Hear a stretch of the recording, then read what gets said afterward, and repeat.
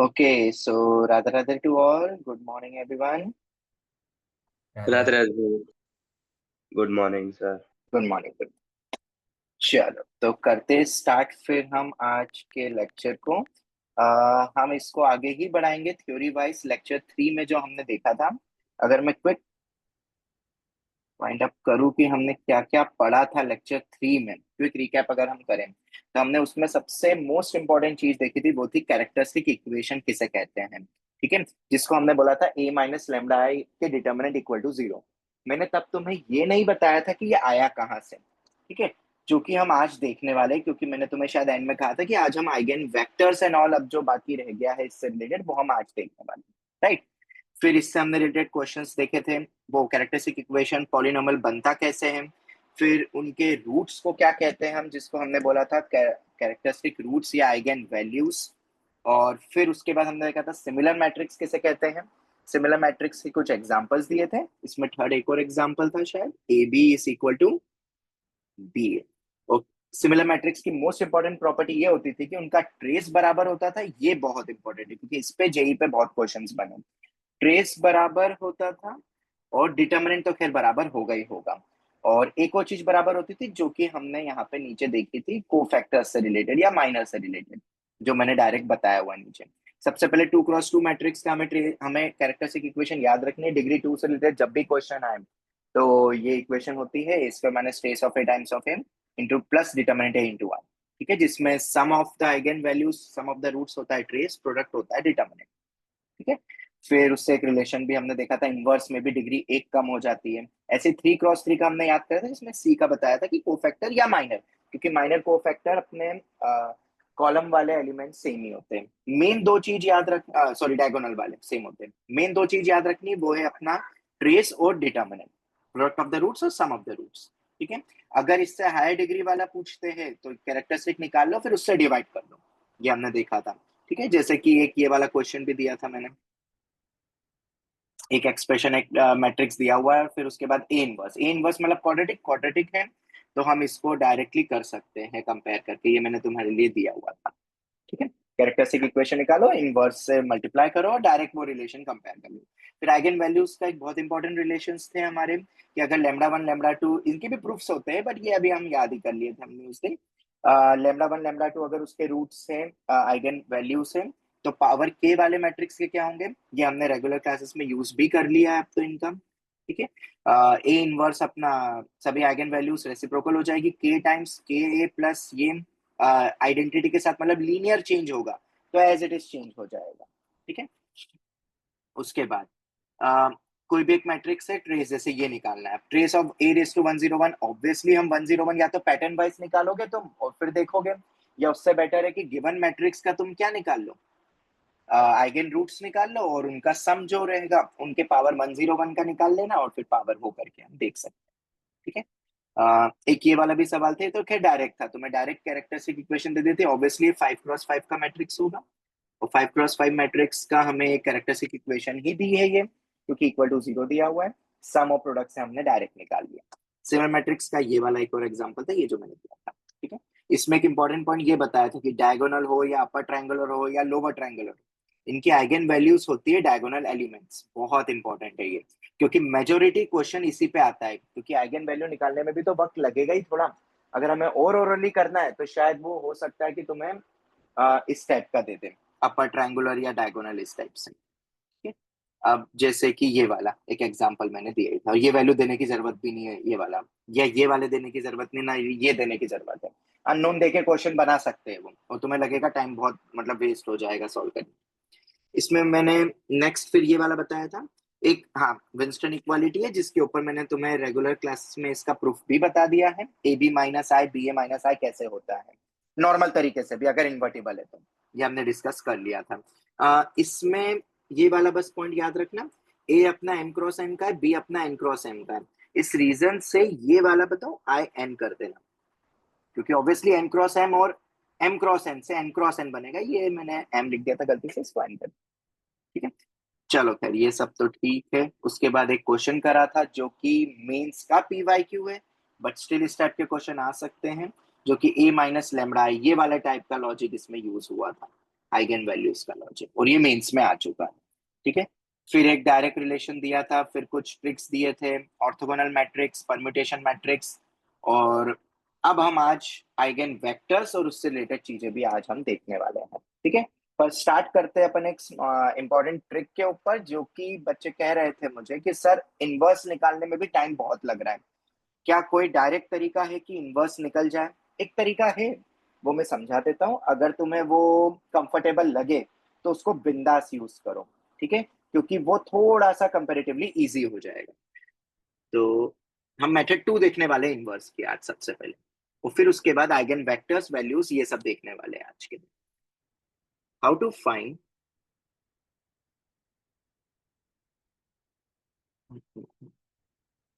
Find करे start, can we start now? Yes, sir. ठीक, how to find inverse of a matrix.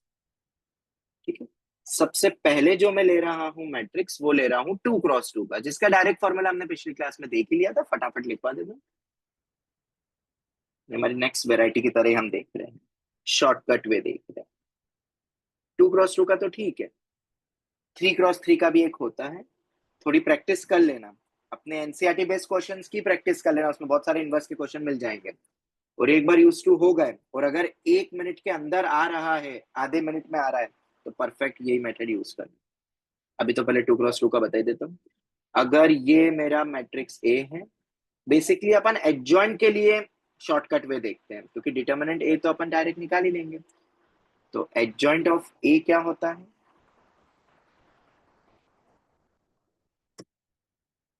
बताओ क्या बताया था, याद है किसी को?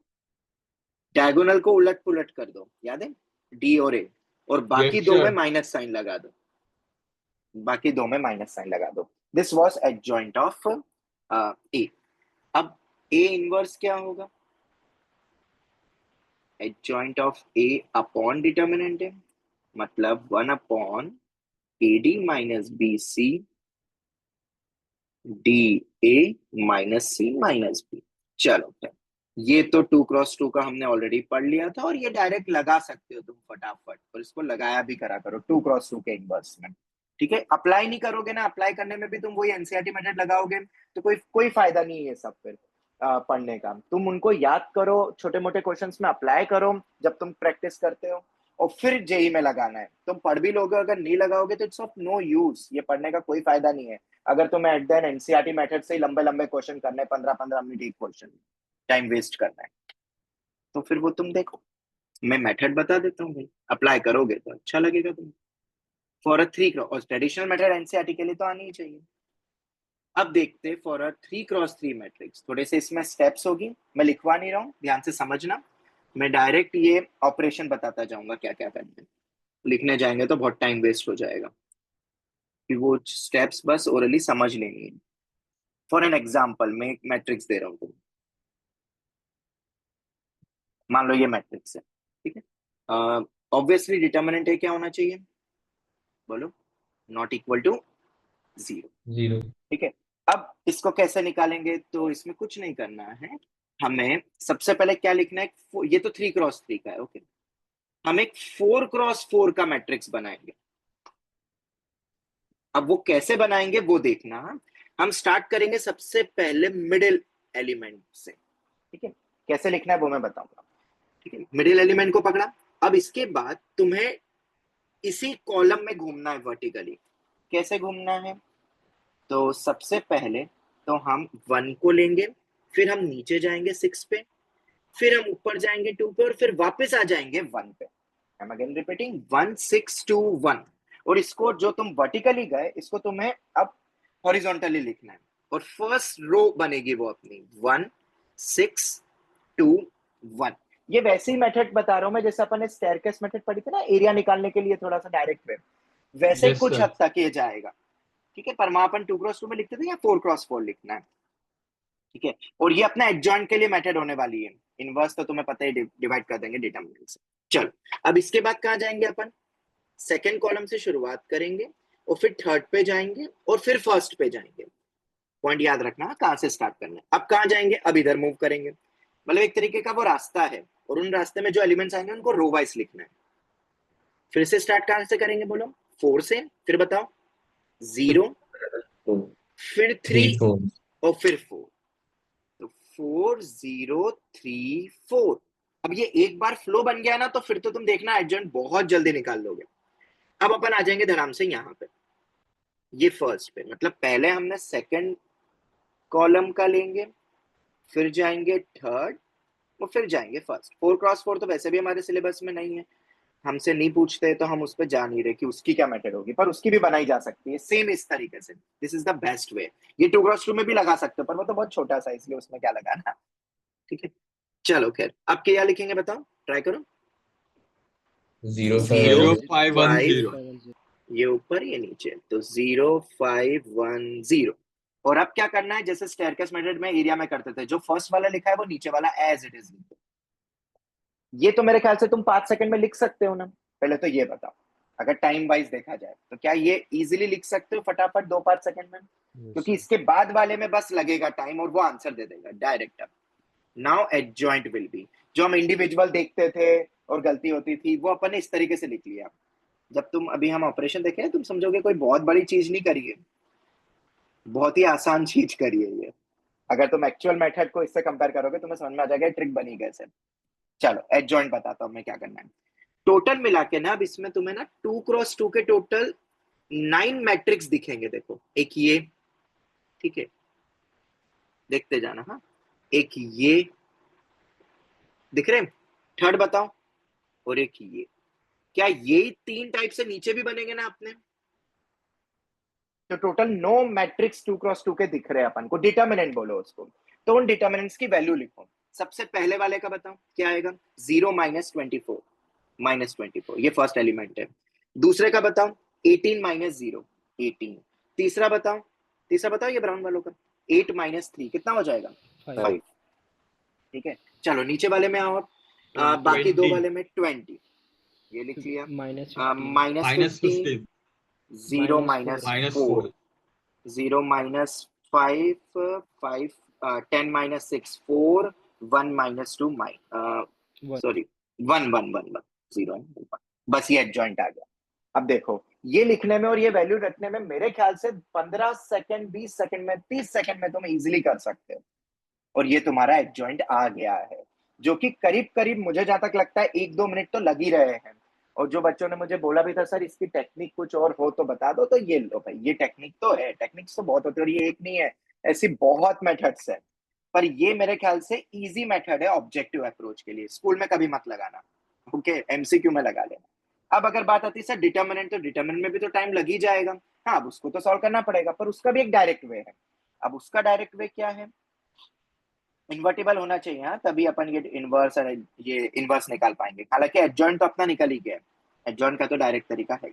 अब डिटरमिनेंट निकालने का एक तरीका है, इन्हीं चीजों से निकालना हो तो फर्स्ट रो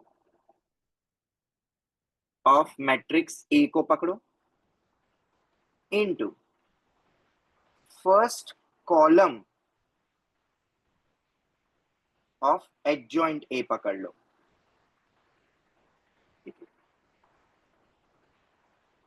और ये वही है, डिटरमिनेंट की वैल्यू अलग अलग लिख सकते हैं ना उसी लॉजिक से। तो क्या तुम मुझे डिटरमिनेंट बताओगे आप फटाफट?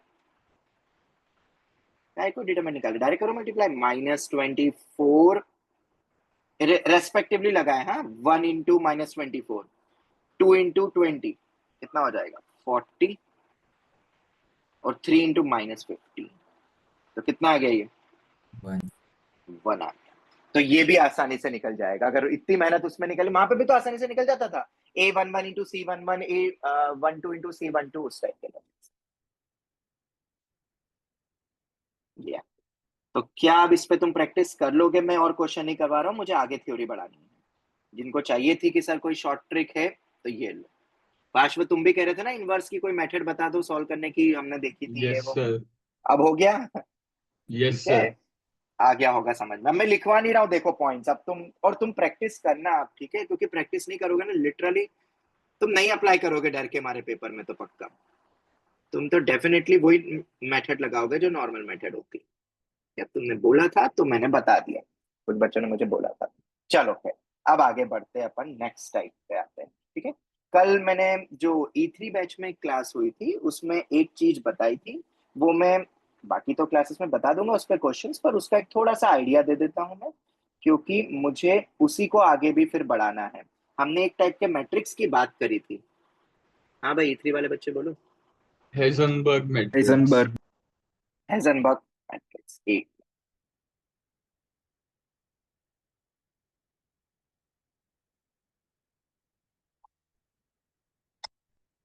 Heisenberg matrix. एक मिनट बच्चा रुकना।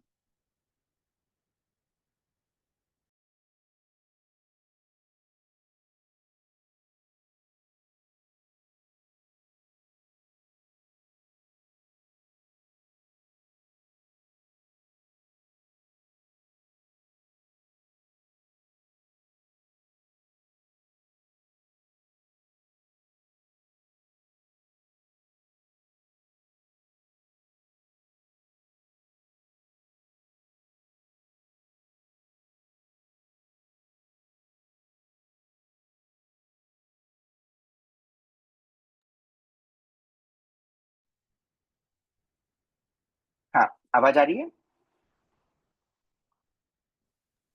Yes sir. चलो, हेजनबर्ग मैट्रिक्स क्या होता है और उसकी क्या स्पेशलिटी होती है फटाफट मैं बता देता हूँ, फिर आगे बढ़ जाएंगे। 1 AB 0 1 C 0 0 1 और 1 1 1। तुम देख सकते हो ये अपना क्या है, अपर ट्रायंगुलर मैट्रिक्स। एक अपर और लोअर ट्रायंगुलर मैट्रिक्स को ही हम बोलते हैं, पर जिसके डायगोनल एलिमेंट्स 1 होने चाहिए, ये याद रखना। अपर लोअर में तो डायगोनल कुछ भी हो सकते हैं, हर में मत लगा देना। ठीक है, और ये अपना नीचे आ जाएगा अब ABC, इसका ट्रांसपोज और कुछ नहीं, लोअर।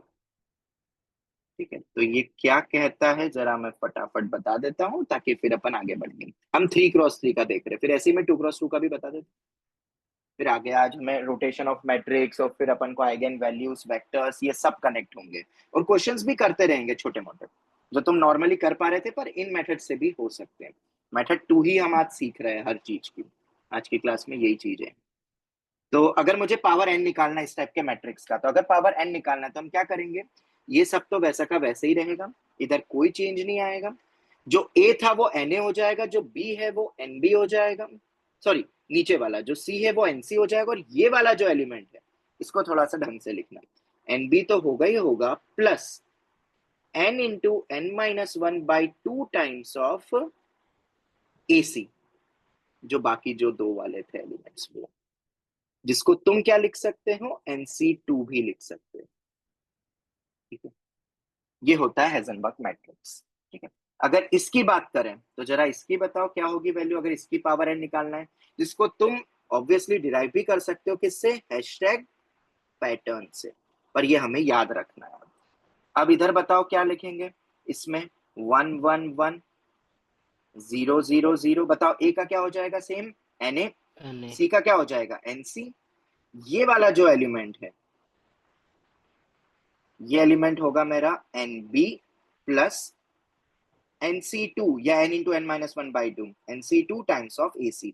पैरामीटर याद रखना, मैंने जिस वेरिएबल को बोला उसी अकॉर्डिंग लिखना है, मतलब हो सकता है पेपर में ये A की जगह C दे दे तो तुम उसको C मान लेना फिर, ठीक है, रट मत लेना वेरिएबल के अकॉर्डिंग, मतलब मत रट लेना। ठीक है, ये डायरेक्ट होता है। इस पे एक आध में क्वेश्चन दे देता हूँ, तुम कर लेना, मैंने बता दिया था E3 को, मैं बाकी बैचेस के साथ डिस्कस कर लूंगा बाद। जैसे कि अगर एक ये क्वेश्चन दिया तो ए दिया हुआ है 1 A दो, एक क्वेश्चन लिख देता हूँ, ट्राई कर लेना। 0 0 1 A, B belongs to real number, ये PYQ ही है, और ये किस में आए हैं, मेंस में, ये वाला। वैसे तो सभी आजकल मेंस में आने लगता है। ठीक है, ये दिया हुआ है, एन मेरा ऑब्वियसली नेचुरल नंबर है, A⁻n अगर मैं देता हूँ 148 2160 0196 0 0 1। ठीक है, तो तुम देख सकते हो ये इरेस्टोरेंट दे दिया है, तो जरा इसको देखो क्या ये अपने हेजनबर्ग मैट्रिक्स से कनेक्ट करता है, बिल्कुल करता है। तो हमें इसकी पावर n तो लिखना आती है, वेरिएबल से मत रट लेना, जो a है वो na होगा, यहाँ b है तो वो nb होगा, और यहाँ वो गोलू क्या होगा,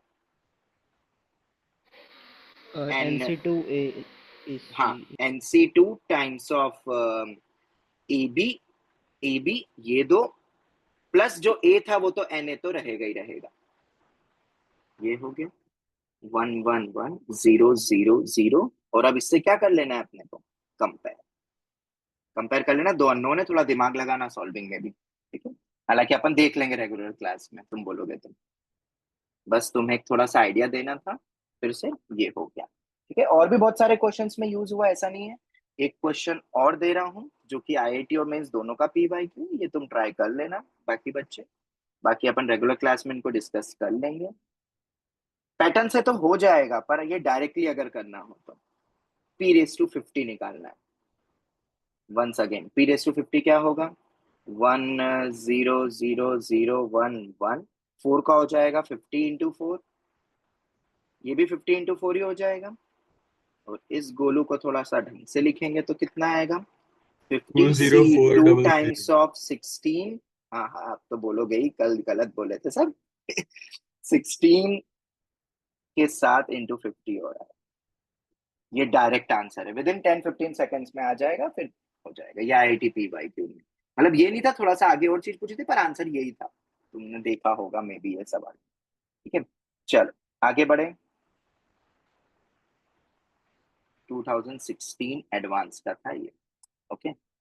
और ये मेंस वाला था 2021 में आया था। इस टाइप के और भी बहुत सवाल है, तुमने देखे होंगे। अब मैं आगे बढ़ रहा हूँ, ठीक है। हेजनबर्ग मैट्रिक्स, वैसे तो 2x2 बहुत इजी होता है, बट फिर भी बता देता हूँ। हेजनबर्ग मैट्रिक्स अगर मैं 2x2 की बात करूं तो, ठीक है। तो 2x2 में क्या होता है? अगर हम 2x2 की बात करें तो वो सिमिलर ही है, ठीक है। कोई भी, अब यहाँ पे एलिमेंट्स कैसे लिखोगे? इधर 1 इधर 1 इधर 0 और इधर A। क्या इसी को बोलेंगे हेजनबर्ग मैट्रिक्स? बताओ जरा, सोच के देखो। 2x2 में तो यही होना चाहिए, ठीक है। अब अगर ये 2x2 का हेजनबर्ग मैट्रिक्स है, तो जरा मुझे बताओ इसका पावर n क्या होगा? Na। बहुत इजी, और ये भी बहुत यूज हुआ है, n टाइम्स ऑफ a। या इसी का उल्टा वाला, अगर इधर 1 इधर 1 इधर a इधर 0। ये हमने रेगुलर क्लासेस के क्वेश्चन में बहुत बार इस्तेमाल कर लिया है। अब क्या हो जाएगा? और ये a कुछ भी हो सकता है, हमने कर लिए रेगुलर क्वेश्चन, तुम देखना क्लास के तो मिल जाएंगे कुछ। तब मैंने बताने थे क्योंकि मुझे ये इकट्ठा लेना था आज। और नीचे आ जाएगा n। ये पावर n को अपन इजिली बोल सकते हैं क्या हो। कोई डाउट? क्लियर है? बोलो जल्दी से। Yes sir. ठीक है। अब इससे कुछ दो तीन चीजें, वैसे तो बहुत इजी है, बट फिर भी अगर मैं इसको h ऐसा फंक्शन ऑफ a लिखता हूं, ठीक है। तो h of a into h of b, ये 2x2 में बोल रहा हूं मैं, ठीक है। h of a plus b, ठीक है। दूसरा, ये क्योंकि बहुत यूज हुआ है ना, इसलिए h ऑफ n की पावर a किसके बराबर आ रहा है? ये बेसिकली h ऑफ na। ये तो हुआ na, a की जगह पे na आ गया। Third point, determinant of h of a का डिटर्मिनेंट कितना होगा? हमेशा 1। देख लो तुम, 1 होगा, ठीक है। और एक आखिरी आता है फोर्थ, जो कि यूज हुआ है कई बार, h inverse of a। h inverse of a क्या होगा? h of minus a। याद रखना, इनवर्स तुम्हें निकालना आता है, ये तुम देख लेना। डायरेक्ट हम बोल सकते हैं उसका इनवर्स क्या होगा? माइनस a होगा, ठीक है। ये चीजें, क्या ये चीजें याद रख सकते हो? जवाब दो। Yes sir. ठीक है। अच्छा, क्या ये अपना ऑर्थोगोनल होता है क्या? नहीं नहीं, ऑर्थोगोनल के बारे में कुछ नहीं कहा इसमें, पर ये चीजें अपने पास है, याद रखना, ठीक है। आगे बढ़े। होता है ऑर्थोगोनल, एक बार देखना है। देखो 1 0 a 0 1 1 ट्रांसपोज क्या होगा? a 0 1 करो मल्टीप्लाई 1 प्लस a स्क्वायर। नहीं, बन ही नहीं रहा, तो वो तो नहीं होता है। बस ये इतनी मेन प्रॉपर्टी ये याद रख सकते हो, ये वाली भी चीजें यूज हो जाती है कई बार, ठीक है। चलो आगे बढ़े। अब क्या आगे बढ़ सकते हैं अब नेक्स्ट थ्योरी पे, जिसका नाम है रोटेशन ऑफ मैट्रिक्स। और आज हम पूरा प्रूफ के थ्रू देख रहे हैं, और कुछ कुछ फिर जो जो लगेंगे प्रूफ बता, मतलब जरूरत नहीं है वो मैं डायरेक्ट लिखवा दूं, ठीक है, रोटेशन मैट्रिक्स। ये तुम्हें सिमिलर पता है किसकी तरह दिखेगा, याद है, rotation of axis. Yes sir.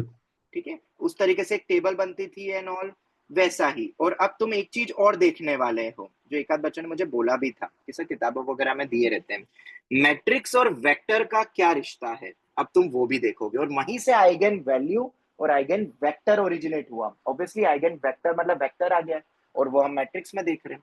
तो अब हम basically matrices with the vector logic feel करना चाहते हैं, और उसमें हम सर सबसे पहले समझेंगे। हाँ बेटा। सर आपने इधर एच की पावर एन ए में मतलब वो एन पूरे मैट्रिक्स के साथ सारे एलिमेंट्स के साथ मल्टीप्लाई होगा ना?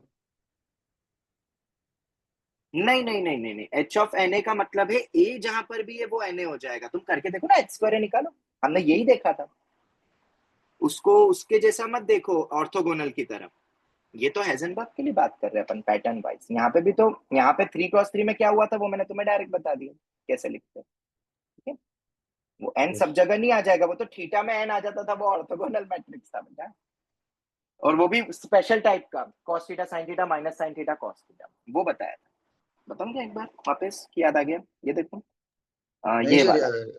ये वाले में अपन ने देखा था बाबर है। चल, अब क्या है भाई रोटेशन ऑफ मैट्रिक्स, तो इसको सबसे पहले बेसिक लेवल से समझते हैं, और फिर बढ़ेंगे आगे।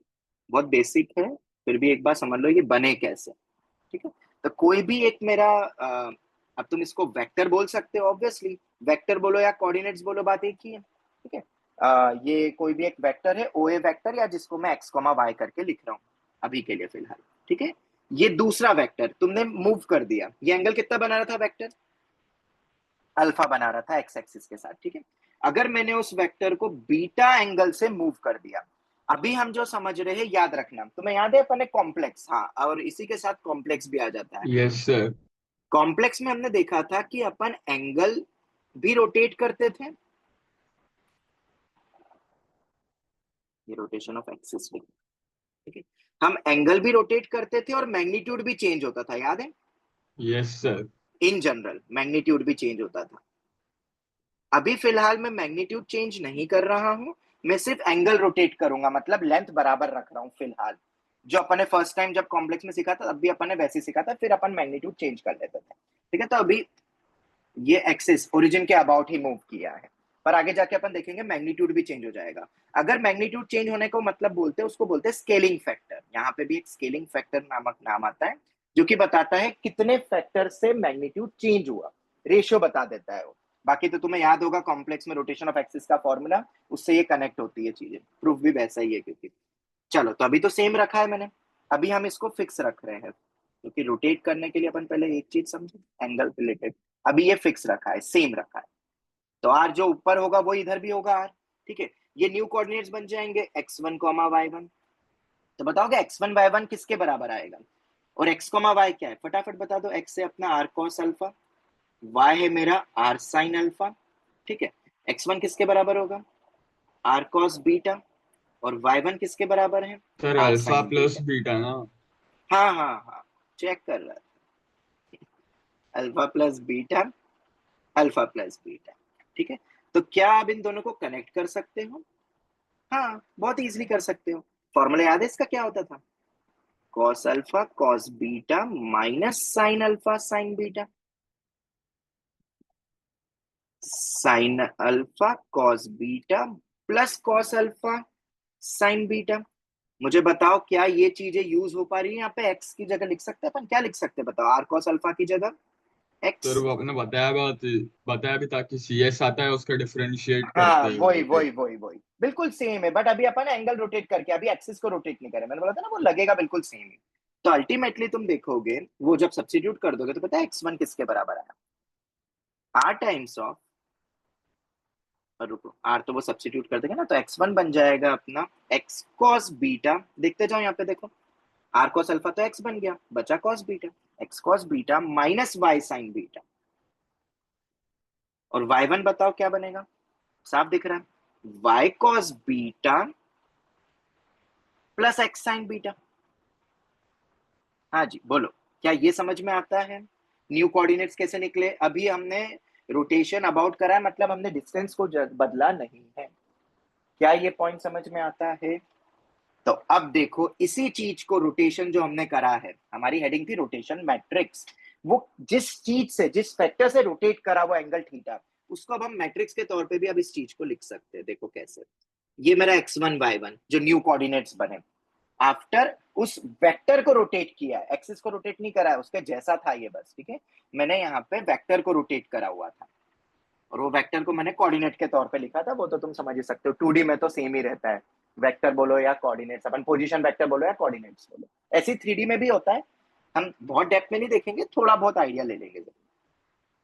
x1 y1, अब इसको याद कैसे रखेंगे तो बहुत आसान है, तब भी मैंने कुछ कंप्यूटर साइंस या वैसा कुछ करके याद करवाया। यहाँ पे ऊपर कॉस बीटा लिखेंगे, यहाँ थोड़ा अलग तरीके से मैट्रिक्स वाइज याद करवा रहा हूँ, ठीक है। कॉस बीटा ऊपर है, नीचे साइन बीटा है। अब इसका डेरिवेटिव बताओ कितना होगा, इसका डेरिवेटिव माइनस साइन बीटा, और इधर क्या आएगा, साइन का कॉस बीटा। क्या ये याद हो सकता है? और इधर क्या लगा देंगे, इसी को अपन बोलते हैं क्या, कॉलम। ये तो अपना वेक्टर वाइज अपन ने देखा, इसी को कॉलम मैट्रिक्स बोलते हैं, याद रखना। कॉलम मैट्रिक्स का मतलब होता है ऐसा मैट्रिक्स जिसका कॉलम सिर्फ एक हो। ये मेरे ओरिजिनल एक्स वाई, जरा करके देखो, आता है रो बाय कॉलम मल्टीप्लाई करना? ऑब्वियसली 2x2 है तो इसको 2x1 ही होना पड़ेगा, तभी वो 2x1 बनेगा। देख लो वही बन रहा है। तो इस तरीके से हमने कोऑर्डिनेट ऑब्लिक वेक्टर इन 2D को हमने कंपेयर रोटेशन के वक्त हमने उसको मैट्रिक्स से कनेक्ट कर लिया, और ये जो लिखते हैं इसको रोटेशन मैट्रिक्स कहते हैं आर ऑफ थीटा। क्या कुछ जाना पहचाना सा लग रहा है ये आर ऑफ थीटा? मुझे तो देख के ही लग गया। आर ऑफ बीटा लिख दो, बीटा लिखा है तो आर ऑफ बीटा लिख दो, क्योंकि बीटा था ना, कितने से रोटेट करा, ऑर्थोगोनल मैट्रिक्स। मैट्रिक्स। बिल्कुल सही, ये ऑर्थोगोनल मैट्रिक्स का एग्जांपल था जिसका ट्रांसपोज भी ऑर्थोगोनल था और उसकी प्रॉपर्टी कल बताई थी। तो वो यहां से कनेक्ट हो रहा है अब अपना ऑर्थोगोनल मैट्रिक्स भी, जिसको तुम डिराइव भी कर सकते हो एंड ऑल। पर ये जो रोटेशन है, अब तुम्हें ये तो पता ही होगा, या इसकी कुछ प्रॉपर्टी लिखनी हो तो तुम देख ही सकते हो, जैसे कि आर ऑफ बीटा क्या होगा, आर ऑफ बीटा का डिटरमिनेंट किसके बराबर होगा, सॉरी 1, ठीक है। आर की पावर एन बीटा किसके बराबर होगा, बताओ, आर ऑफ एन बीटा, याद है ना? सर इसको ऑर्थोगोनल मैट्रिक्स भी बोलते हैं, एग्जांपल था ये ऑर्थोगोनल। मतलब ये जो रोटेशन वाला मैट्रिक्स बना है उसी की हम प्रॉपर्टीज एक बार देख लेते हैं, फिर तो अपन आगे बढ़ेंगे। ये हो गया। और क्या समझ में आता है इसके बारे में? याद तो हम कर ही लेंगे उसको। और क्या प्रॉपर्टी बन सकती है, ये तो लिख ही लिया मेन। चौथा, इसके ट्रांसपोज वाले में भी वही प्रॉपर्टी लगती है, ठीक है, याद रखना, वो भी अपना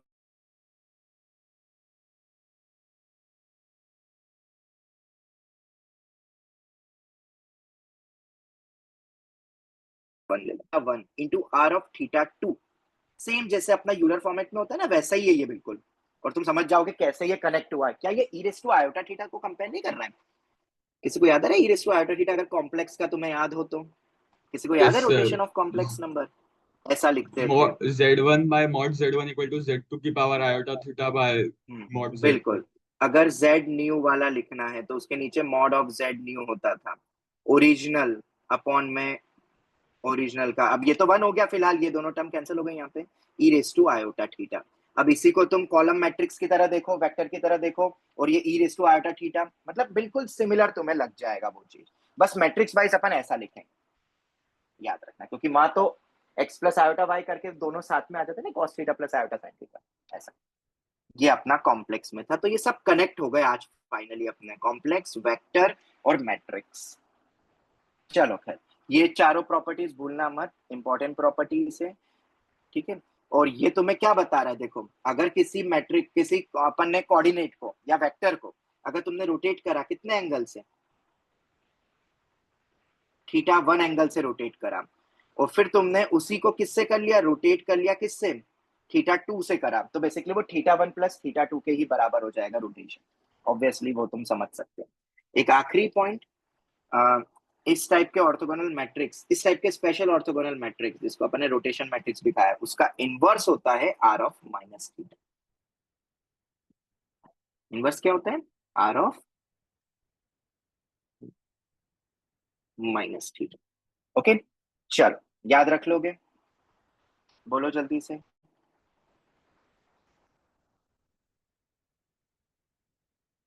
हाइजेनबर्ग में भी वैसा ही था, वैसा ही यहाँ पर भी है, डायरेक्ट माइनस थीटा कर दो तो इनवर्स भी डायरेक्ट निकल जाएगा इन मैट्रिक्स का।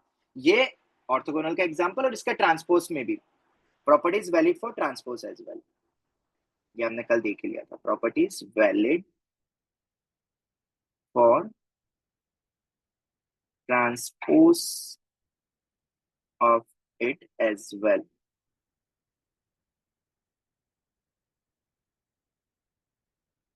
क्या आगे बढ़ सकते हैं?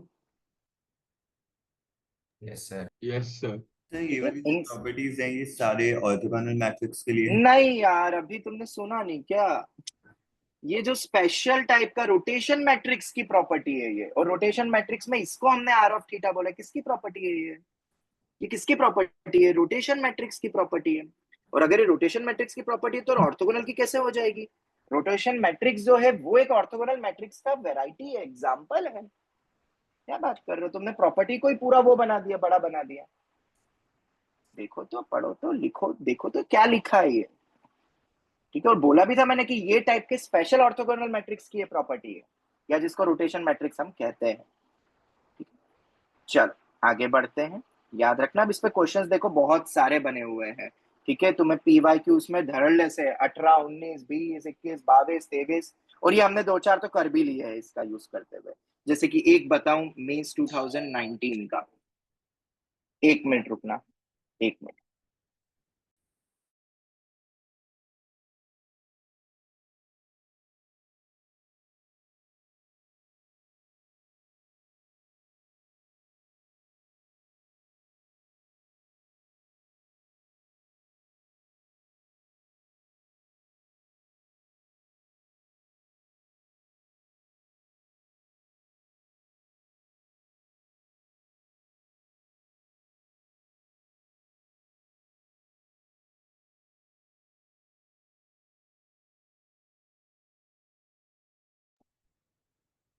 ओके, आवाज आ रही है? कंटिन्यू करें?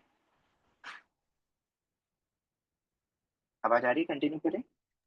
Yes Yes, sir. 2019 का एक बहुत आसान सा प्रश्न है, और वो हमने ऑर्थोगोनल में ऑलरेडी पढ़ लिया है, तुम कर लोगे, बट ये तो फिर भी मैं बता देता हूँ, क्योंकि देखा जाए तो एक्चुअली में एक रोटेशन मैट्रिक्स ही है ये। और हर एक ये रोटेशन मैट्रिक्स की प्रॉपर्टी पे रिलेटेड हो जाएगा ये। ए की पावर -50 की वैल्यू पूछ रहे थे, तुमने देखा होगा शायद ये क्वेश्चन, 2019 का है एक्चुअली। फाइंड ए की पावर -50, थीटा दिया हुआ है π/12, π/12 थीटा के लिए। ये तुम ट्राई कर सकते हो ना। अब इसको कैसे करोगे? तो हमें प्रॉपर्टी पता है, एक प्रॉपर्टी होती है ए इनवर्स की पावर n, बेसिकली ए की पावर n का whole inverse.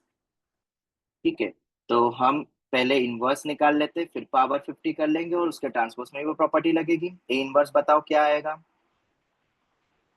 Cos of minus theta, बताया था ना, ये basically A of minus theta ही हो जाता है। साइन ऑफ माइनस थीटा, तुरंत अपन ने फालतू में इनवर्स भी नहीं निकालना, वो इनवर्स का फॉर्मूला एडजॉइंट वाला बिल्कुल नहीं करना, ये सब टाइम पास। फटाफट अब याद करा है तो उनको अप्लाई करो, 1-2 सेकंड भी फालतू टाइम वेस्ट नहीं करेंगे उस चीजों में। और ये क्या बन जाएगा बताओ? इसकी पावर 50 है, हो गया। ये कॉस थीटा, ये साइन थीटा हो जाएगा, ये माइनस साइन थीटा हो जाएगा। हमने याद उसको वैसे रखा था ना, कॉस फिर नीचे साइन लिखा था, याद रखना। कंप्यूटर साइंस या ऐसे काउंटर स्ट्राइक या ऐसे कुछ किसी से भी याद कर लो, ठीक है। और सिविल सर्विस जैसे भी याद रखना, ये मेन है लिखने का तरीका, और ये उनके डेरिवेटिव। अब यहाँ पे क्या हो गया, ये उल्टे हो गए। देखा जाए तो जो रो था वो कॉलम, ट्रांसपोज ले लेना अपन ने बेसिकली, और इसका पावर 50 भी क्या हो जाएगा? अब तो cos 50 theta minus sine 50 theta sine 50 theta, मतलब एक इनवर्स का प्रॉपर्टी भी लग गया, वरना तो तुम नहीं पता होता तो तुम नॉर्मल फिर उसका इनवर्स निकालते। अब हमें वो भी पता है कि इनवर्स भी इस तरीके से इनका निकल जाता है।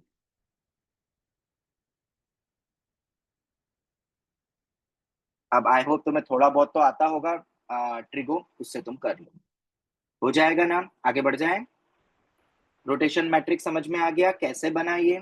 तो आगे बढ़े अब, बोलो Yes, sir. जल्दी। Yes, sir. चलो खैर, इस पे बहुत सारे सवाल है, ये तुम देख लेना। अब अगर हम बात करें, इसको थोड़ा सा एक्सटेंड करते 3D के लिए भी, तुम्हें शायद लग रहा होगा कि ये सब क्या क्वेश्चन कभी बने हैं, तो मैंने मेंस में तो बता दिया। एक क्वेश्चन है आईआईटी जेई का जो अब मेंस वाले पूछेंगे, एक ऐसा सवाल है जिसके सॉल्यूशन कहीं पे भी मेंशन नहीं है ढंग से, एलिमिनेशन मेथड से बोल देते हैं फालतू के लॉजिक, एक्चुअली उस क्वेश्चन का लॉजिक रोटेशन मैट्रिक्स से आता है, इसलिए वो कोई समझा नहीं पाता है। वो क्वेश्चन हम लेंगे, पर वो 3D का है, तो पहले हम समझते हैं कि रोटेशन मैट्रिक्स इन 3D को कैसे लिखते हैं। ठीक है, अब इसको ज्यादा हम डिराइव पे नहीं जा रहे, डेरिवेशन पे नहीं जा रहे, बस इसका तरीका समझ लो क्या करते हैं। ठीक है, रोटेशन मैट्रिक्स ऑब्वियसली हम एक ही के अबाउट रोटेट करेंगे। अगर हम एक बार हम देख लेते, फिर मैं बता देता हूं कैसे बना। अभी हम करते हैं rotation along X axis, along X axis मतलब रोटेशन अलोंग एक्स एक्सिस मतलब कोई भी एक वेक्टर है, उसमें जो एंगल दिया हुआ है, अगर ये एक एक्स एक्सिस के साथ कोई भी एक वेक्टर का एंगल दिया है थीटा, ठीक है, तो वो एंगल अपन ने रोटेट कर दिया। ठीक है, थीटा नहीं, मतलब मान लो ये अगर अल्फा है, ये बीटा है, या इसको थीटा बोल देते हैं, थीटा। अभी हमने किसके अबाउट रोटेट करा है? बेसिकली एक्स एक्सिस को रखते हुए अपन ने रोटेट करा है उस वेक्टर को। डिफरेंस कौन सा लिया अपन ने? एक्स एक्सिस को लिया है। ऐसे वाई एक्सिस के अबाउट भी रोटेट कर सकते हैं और ऐसे जेड एक्सिस के अबाउट भी रोटेट कर सकते हैं। तो रोटेशन अलोंग एक्स एक्सिस अगर अपन बोले, एक्स एक्सिस के अलोंग अगर अपन रोटेट कर रहे हैं, अब क्लॉकवाइज हो या एंटी क्लॉकवाइज जो भी हो, 3x3 हो जाएगा। अभी ये 3D में बात कर रहे हैं तो 1 0 0 0 cos थीटा। हाँ, इसको याद कैसे रखना है वो भी बता देता हूँ मैंने कैसे याद किया हुआ है। सबसे पहले एक्स एक्सिस के अलोंग पूछे ना, तो 1 लिखो, बाकी 2 को 0 कर दो। देखो याद करना भी आसान है, ये 0 कर दिया। अब जो अपना बच गया 2x2, वो अपना 2D की तरह ही लिख दो। यहाँ पे अपन क्या लिखेंगे? कॉस, अभी थीटा बोल रहा हूं मैं, बीटा नहीं है, तो ये कॉस थीटा, नीचे क्या लिखेंगे? साइन थीटा, और इधर डेरिवेटिव माइनस साइन थीटा। ज्यादा डेप्थ में हमें जाना नहीं है, इसकी यूटिलिटी मैं बता दूंगा बस क्वेश्चन के तौर पे, बस उतना याद रखना। ठीक है, ये होता है अपना रोटेशन मैट्रिक्स। अगर 3D में किसी पॉइंट को अगर अपन रोटेट करते हैं, ये with respect to X axis के अलोंग था, ये अलोंग एक्स एक्सिस के अलोंग। ठीक है, ऐसे ही अगर मैं तुमसे पूछूं आर वाई ऑफ थीटा, ठीक है, अब आर वाई ऑफ थीटा क्या होगा? क्या लगता है बताओ? क्या करेंगे बताओ? पहले आर वाई एक्स वो था, इसमें क्या करेंगे? अब यहाँ पे देखो कैसे लिखेंगे। आर वाई में ना अपन यहाँ 1 लिखेंगे बीच में, और इसके करस्पॉन्डिंग वालों को सब 0 कर दो, ये 0 ये 0 ये 0 ये 0, करस्पॉन्डिंग रो कॉलम को। अब जो बच गए 4, उनको वैसे ही लिखना है। कैसे लिखेंगे? क्या लिखेंगे यहाँ पर? कॉस थीटा, तो नीचे वाले में साइन थीटा, साइन थीटा, इधर क्या आ जाएगा? माइनस साइन थीटा, और इधर क्या आ जाएगा? साइन थीटा का कॉस थीटा। ये रोटेशन अलोंग वाई एक्सिस हो गया। ठीक है, ऐसे रोटेशन अलोंग जेड एक्सिस बताओ कितना होगा? एक एग्जांपल से मैं बता भी दूंगा कि वेक्टर वो 3D में कैसा हुआ, तो तुम्हें समझ में आ जाएगा क्या हो रहा है बेसिकली। हाँ बोलो, कैसे लिखोगे? वहां 1 था, बीच cos में 1 थीटा आया, माइनस पीक साइन पे थीटा यहाँ वन 1 आ जाएगा। बिल्कुल एंड पे बिल्कुल बनाएंगे। बिल्कुल सही, ये 1 लिखा और इधर वो लिख दिया, और इधर अपन लिख देंगे cos थीटा। याद मैंने इसको ऐसे ही करा हुआ है, ये जो फॉर्मूले होते हैं। ठीक है, तुम भी वैसे ही याद कर लो तो उतना टफ नहीं लगेंगे। यूज कैसे होगा मैं फिर बोल रहा हूँ, बार बार मैं बताऊंगा, क्योंकि ये बेसिकली सिलेबस में नहीं है, पर इनडायरेक्ट वे में यूज होगा ही ये भी, इसलिए हमें पढ़ना पड़ रहा है ये स्पीड बढ़ाने के लिए। ये आर वाई ऑफ थीटा आ गया। ठीक है, और ये मेरा आर जेड ऑफ थीटा है। चलो, ये हो गए मेरे R of X, R of Y और आर ऑफ जेड। ठीक है, अब इसको अगर एग्जांपल वाइज देखना, तुम देख सकते हो 3D में कोई भी एक कोऑर्डिनेट अपन ने लिखा 1 2 -1 जैसे लिखा। ठीक है, इसके साथ में हमने ये रख लिया, अगर एक्स के अलोंग वाला लिख रहे हैं तो 1 0 0 0 0 कॉस थीटा साइन थीटा, से एक एग्जांपल वाइज बता रहा हूँ, कॉस थीटा ये हो जाएगा। इसको एक्स वाई जेड ही लिखो ना, एक्स वाई जेड। इधर क्या आ जाएगा? ये न्यू है, ये ओरिजिनल है, minus sine theta cos theta. तो जरा बताओगे x1 किसके बराबर आ जाएगा? देखो कैसे करोगे, बताओ। x प्लस जीरो, मतलब इसका मतलब क्या हुआ? ये जो अपने रोटेशन अलोंग एक्स एक्सिस बोला, इसका मतलब क्या है? क्या x में कुछ चेंज हुआ? इसका मतलब क्या हो रहा है? देखो ना, x 0 0। दूसरा बताओ क्या लिखेंगे? 0 x cos थीटा, मतलब तुमने एक रेफरेंस फिक्स कर लिया अलोंग, मतलब एक एक्सिस को फिक्स कर लिया हमने, दूसरी दो एक्सिस के अबाउट रोटेट करा हुआ है। x 0 हो गया, एक सेकंड कितना हो गया? 0 y cos theta minus z sin theta, ये 0 y sin theta plus z cos theta. बताओ क्या चेंज हुआ, क्या समझ में आया? रोटेशन अलोंग एक्स एक्सिस का मतलब क्या है? एक्स कांस्टेंट है। हाँ, x वही रहेगा, बाकी दो में जो चेंजेस होंगे वो, मतलब ये जो मैं x के अबाउट रोटेट कर रहा था उसका मतलब क्या था बेसिकली, वो समझ लो। कि अगर कोई 3D में कोई एक अपना, मतलब कोई भी एक कोऑर्डिनेट, एक वेक्टर है, पोजीशन वेक्टर है, ठीक है, जिसको अपन ने कॉलम मैट्रिक्स से यहाँ पे डिनोट करा हुआ है। अगर मैं इसको रोटेट कर रहा हूँ तो x में कोई चेंज आया क्या? नहीं आया। अगर तुम इसको ऐसे समझ लो, ये y है और ये z है और ये प्लेन के बाहर है, मतलब x y z, ठीक है। इसको रोटेट क्या करा है? इसी प्लेन के अबाउट रोटेट करा है, तो z में, ये x में कोई चेंज आया क्या? x में कोई चेंज नहीं आया। इसको हमने यहां से यहां शिफ्ट कर दिया और ये एंगल है मेरा थीटा, इस टाइप से। तो ये जो न्यू बना, इसमें x तो वही रहा, ये चेंज हो गए अपने इस टाइप से अबाउट, अगर रोटेट कर रहे हैं। ये वेक्टर्स में भी काम आ सकता है, पूछते ना वेक्टर में एक वेक्टर है, उसको हमने रोटेट करा keeping along Y Z plane के अलोंग एंड ऑल, कुछ भी दे सकते हैं, तो क्वेश्चन बन सकता है एंड सो ऑन। क्या ये चीज समझ में आ गई? रोटेशन इन 3D का मतलब क्या है और इसमें हम कैसे कर रहे हैं? एक एक के अबाउट फिक्स रखेंगे क्योंकि हमें 2D का ही फॉर्मूला पता है, ऐसे समझ लो। हमने 2D का ही फॉर्मूला डिराइव करा है, तो हम वही फॉर्म को यूज कर पा रहे 3D में। पर फिर एक के अबाउट तो फिक्स रखना ही पड़ेगा, एक के अबाउट कोई चेंज नहीं आना चाहिए। और बिल्कुल सेम बन गया, अगर तुम देखोगे फिर इसको और उसके ऊपर वाले पार्ट को देखोगे तो सेम ही बन गया जो यहाँ पे अपन ने लिखा था। बस वो एक्स कोऑर्डिनेट y था, वहां वाई जेड हो गया है बस अब, और कुछ नहीं। क्या इतना क्लियर है अच्छे से अब इन तीनों हेडिंग्स का मतलब? तो एक क्वेश्चन बताऊं, वो जो आईआईटी वाले क्वेश्चन की बात कर रहा था जो मेंस में मिल सकता है, और उसका subjective proof not any objective और हिट एंड ट्रायल बेसिस पे करे उसको। Yes sir. एक बार समझो इसको, फिर देखते हैं। कुछ नहीं समझ में आया तो पूछ लो। Which of following is oblique or not the square? ये जनरली डाउट में आता ही है बच्चों का, क्योंकि इसके सॉल्यूशन कहीं दिया नहीं है, रीजन नहीं दिया ढंग से कि एक्चुअल तरीका क्या होगा। और हर साल ये बच्चे मुझसे पूछते ही ये एक सवाल, पर इसके लिए मुझे इतनी चीजें बतानी पड़ जाती है। Not the square of a 3x3 matrix with real entries.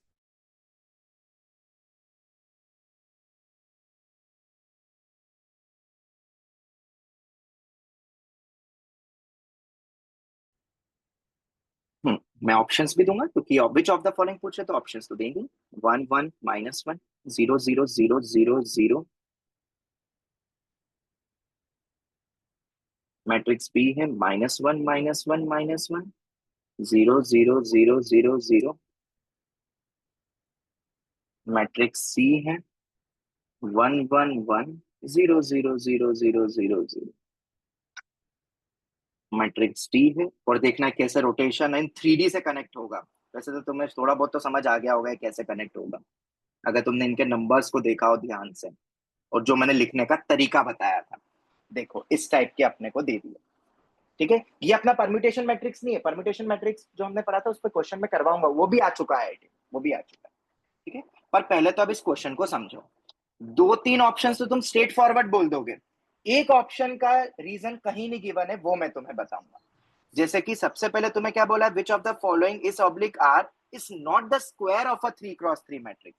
कौन सा स्क्वायर नहीं हो सकता? बी। मतलब अगर देखा जाए, अगर मैं इस मैट्रिक्स को बोलूं मैट्रिक्स एन, ये सब मैट्रिक्स एन है जो कि किससे बने हैं?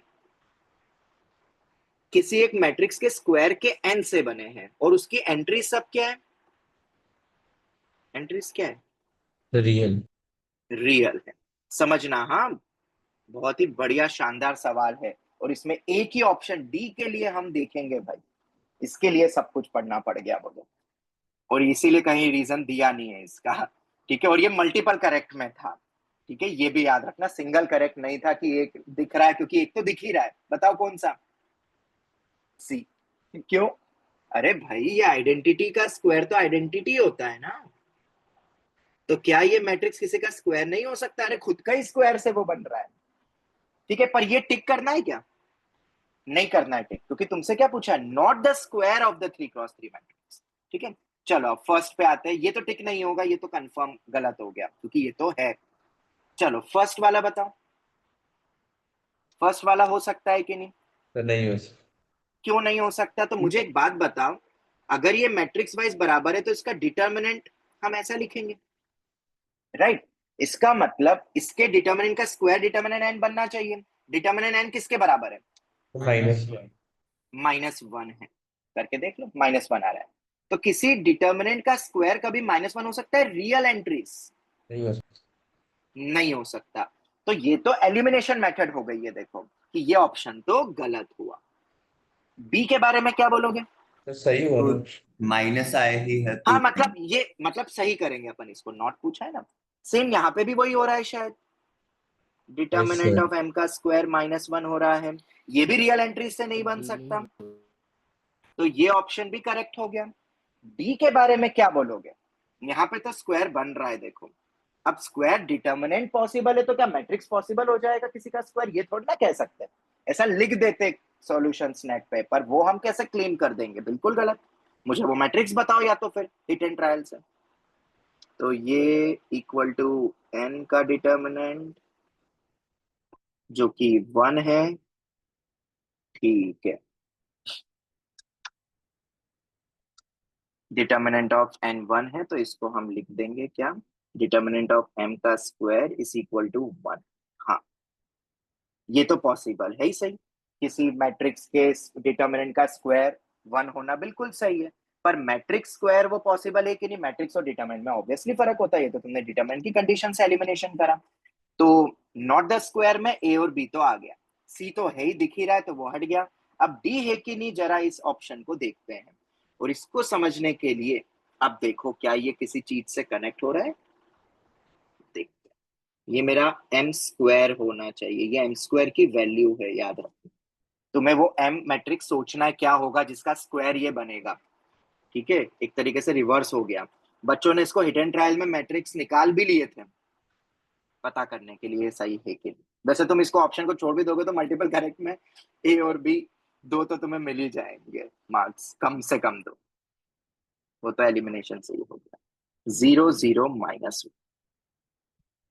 हाँ जी भाई, बताओ क्या ये मैट्रिक्स किसी मैट्रिक्स का स्क्वायर बन सकता है? तो अगर तुम इस मैट्रिक्स को देखो, अगर तुम इस मैट्रिक्स को देखो, किसी से कोरिलेट हो रहा है ये? Yes, sir. Similar. RX by हाँ बस, अब यही तो पॉइंट था। देखो अब ऐसे आईआईटी नाम से कभी नहीं पूछ सकते बेटा, ये तो सब आउट ऑफ सिलेबस की चीज थी। ठीक है, और ये मेंस में अब आ जाएगा। वैसे तो आंसर्स इसके ए और बी है, ये मैं बता दूं। ठीक है, मेंस में आया टिक कर देना, आगे बढ़ जाना। बट समझो अब इसको, जे एडवांस पॉइंट ऑफ व्यू तो समझ ही लो एटलीस्ट। तो ये 1 है, ये 0 0 0 0, इसको क्या बोला था अपन ने? Cos theta, cos pi sine theta, वो भी देख लेंगे, माइनस साइन थीटा और कॉस थीटा। क्या ये इससे कनेक्ट हो पा रहा है? और ये स्क्वायर है, हाँ ये मैट्रिक्स का स्क्वायर है, तो ये तो स्क्वायर से बना होगा। ठीक है, मतलब इसको बोल सकते हैं R of theta into R of theta की वैल्यू है ये। हाँ बिल्कुल, वह थीटा क्या है वो तो अभी अपने को पता नहीं है, पर ये बन क्या रहा है? Equal to R of theta 2 का मल्टीप्लाई करके ही ये बना होगा। और ये बना क्या है? तो अगर तुम देखोगे यहाँ पे R of थीटा को 2 क्या theta. रखा गया है? थीटा क्या है? 2 थीटा। अरे वो तो ठीक है 2 थीटा, पर वो थीटा क्या है यहाँ पे जो यहाँ दिख पाई। रहा है इससे कंपेयर करते हुए? कितना है? पाई, बिल्कुल दिख रहा है। अच्छा पाई बोल सकते हैं, माइनस पाई भी बोल सकते हैं, उल्टा भी जा सकते हैं। हाँ एक और चीज जो मैंने बताई नहीं थी ऊपर रोटेशन में, थीटा अपन क्या लेते हैं यहाँ पे बाय डिफॉल्ट, तुम्हें याद होगा? प्रिंसिपल मतलब -π to π। अरे नहीं नहीं, वो तो ठीक है, बीटा यहाँ पे पॉजिटिव लेंगे तो वो एंटी क्लॉकवाइज डायरेक्शन थी। कुछ याद आया? ठीक है। अगर क्लॉकवाइज मूवमेंट किया जाएगा तो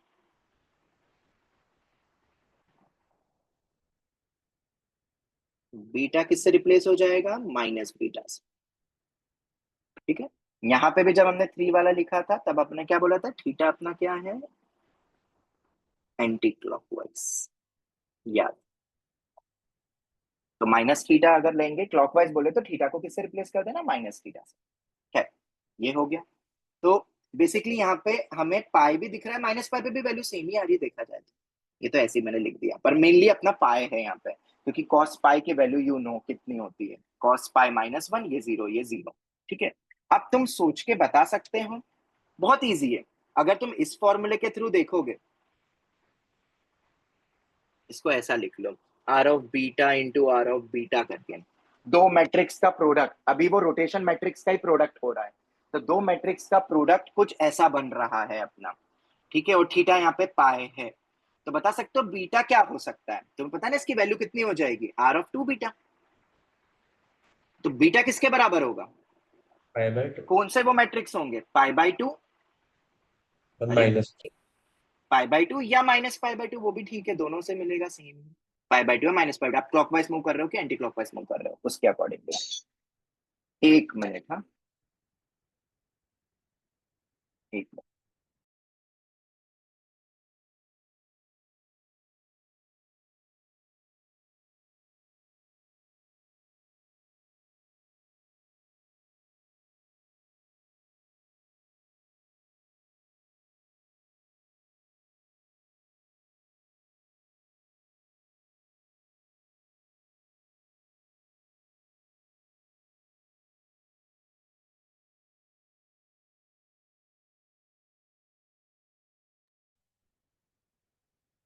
हाँ, आवाज आ रही है?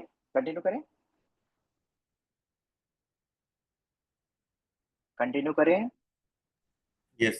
Yes sir. चलो तो बताओ कौन सा मैट्रिक्स बन सकते हैं? दो टाइप के मैट्रिक्स बनते हुए दिख रहे हैं हमें, और पॉसिबल तो है क्योंकि मुझे थीटा मिल गया है।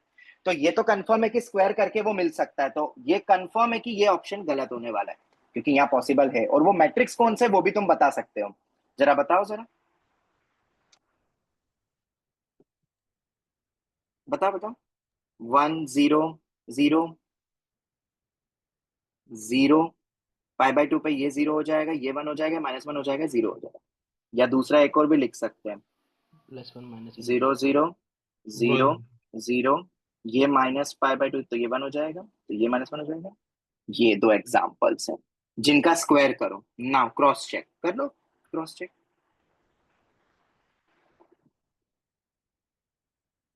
इन दोनों मैट्रिक्स को क्या करो? स्क्वायर करके देखो। We get option D. ये था पॉइंट जो कि अपना उससे रिलेट हो गया, क्योंकि ये रोटेशन अलोंग अपना वही वाला फॉर्म बन गया था, अलोंग एक्स वाला ही मैट्रिक्स दिया था। जैसे वहां अपन ने वो मैट्रिक्स का इंपॉर्टेंस देखा ना मेंस 2009 में, ये वाले 2x2 वाले तो बहुत यूज हो रहे हैं। ठीक है। वो 3x3 वाले में थोड़ा सा स्पेशल केस बन जाता है, थोड़ा सा दिमाग लगाना पड़ेगा, देखो। और जेई ने तो बहुत बेसिक वाला पूछा था, एंगल वाला। अब इसके ऊपर कितने बढ़िया बढ़िया सवाल तुम खुद बना सकते हो, अगर इस टाइप का तुम्हें कोई मैट्रिक्स दिख जाता है। ऑलराइट, अगर इस टाइप का तुम्हें रोटेशन वाला दिख जाता है और अब तुमसे पूछा जाएगा कि स्क्वायर या क्यूब करके वो मैट्रिक्स बन सकता है क्या, और वो एंगल तुम्हें और थोड़े से बेकार दे देंगे, मतलब वो वैल्यूज देंगे कॉस साइन की। आई होप तुम समझ गए कि इस पे बहुत स्कोप है अभी पूछने का, जो कि 2017 के बाद कभी नहीं पूछा 9 साल में। तो चांसेस बहुत ज्यादा है कि इसके ऊपर बढ़िया क्वेश्चन मेंस बना दे, क्योंकि मेंस की आदत होती है कुछ नया क्वेश्चन बनाना और आईआईटी के पुराने क्वेश्चंस को उठा के करना। ठीक है। चलो है, आगे बढ़े, आगे बढ़े। Yes sir. नाउ अब नेक्स्ट अपना वैरायटी पॉइंट आता है, वो है नाउ इफ जो रोटेशन है उस रोटेशन में हम स्केलिंग फैक्टर भी चेंज हो रहा है, मतलब magnitude is also changing along with theta.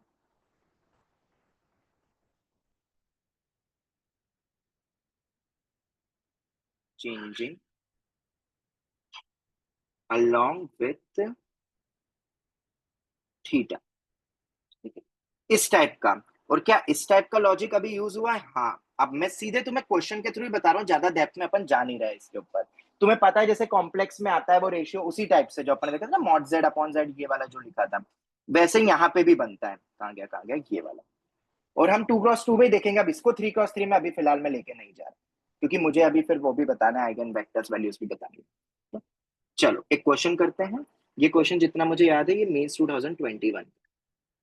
तुम देखना तुमने इसको कैसे किया।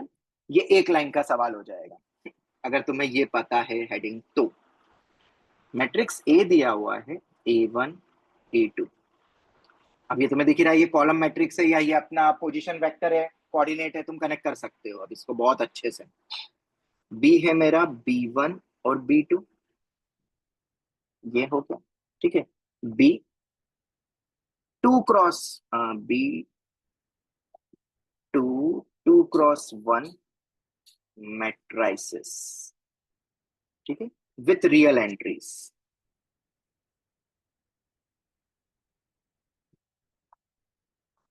तो मैंने इसलिए PYQ उठाया ताकि तुम्हें समझ में आ जाए कि हम क्यों पढ़ रहे हैं ये सब। ऐसा नहीं कि हम फालतू टाइम पास कर रहे हैं, आ सकता है आ चुके हैं क्वेश्चंस, इसलिए देखना पड़ रहा है।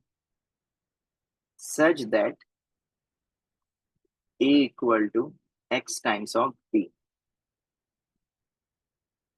ठीक है। क्या लग रहा है तुम्हें ये X क्या होगा यहाँ पे? सोच पा रहे हो? क्या ये रोटेशन मैट्रिक्स की तरह नहीं दिख रहा है? बताओ मुझे। Yes Yes or no? Sir. ठीक है। अब मैं X मैट्रिक्स तुम्हें दे भी रहा हूँ। अब ये जेई मेन वालों ने क्या करा था, यहाँ पे एक नंबर रख दिया, और अब तुम समझ जाओगे नंबर बेसिकली क्या बताएगा, स्केलिंग फैक्टर। वो कितने मैग्नीट्यूड से रोटेशन या कुछ उनमें रिलेशन आ रहा है।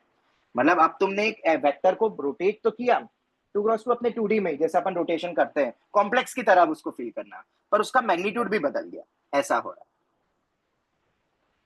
ठीक है। तो मैं क्वेश्चन के थ्रू ही समझा दूंगा ये वाला पॉइंट। कुछ और भी चीजें दी हुई थी, if A1 square plus A2 square. अब तुम्हें समझ में आ जाएगा ये क्या लिखा है, ये क्या दिख रहा है, A1 square plus A2 square, ये क्या है? इसका रूट ले लेंगे तो क्या बन जाएगा, ये उस वेक्टर का मैग्नीट्यूड, डिस्टेंस हो जाएगा। उनके स्क्वायर में एक रिलेशन दिया हुआ 2/√3,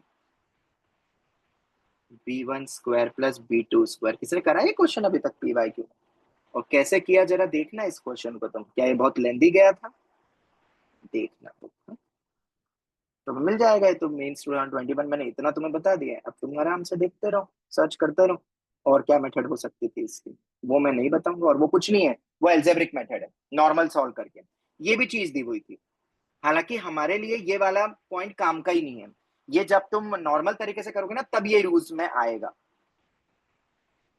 then value of k is,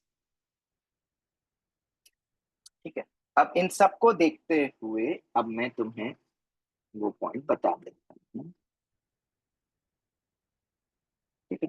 तुम्हें ये तो समझ में आ गया कि x अपना कुछ रोटेशन मैट्रिक्स की तरह दिख रहा है, similar to rotation matrix, similar to rotation matrix की तरह दिख रहा है। ठीक है। उसके बाद हाँ ओके, तो ये x बनता हुआ दिख रहा है, ये मैट्रिक्स मुझे अभी पता नहीं है, पर 1 - 1 ये वैल्यू अपना cos थीटा, याद है ना वो फॉर्मूला, याद रखना। ठीक है।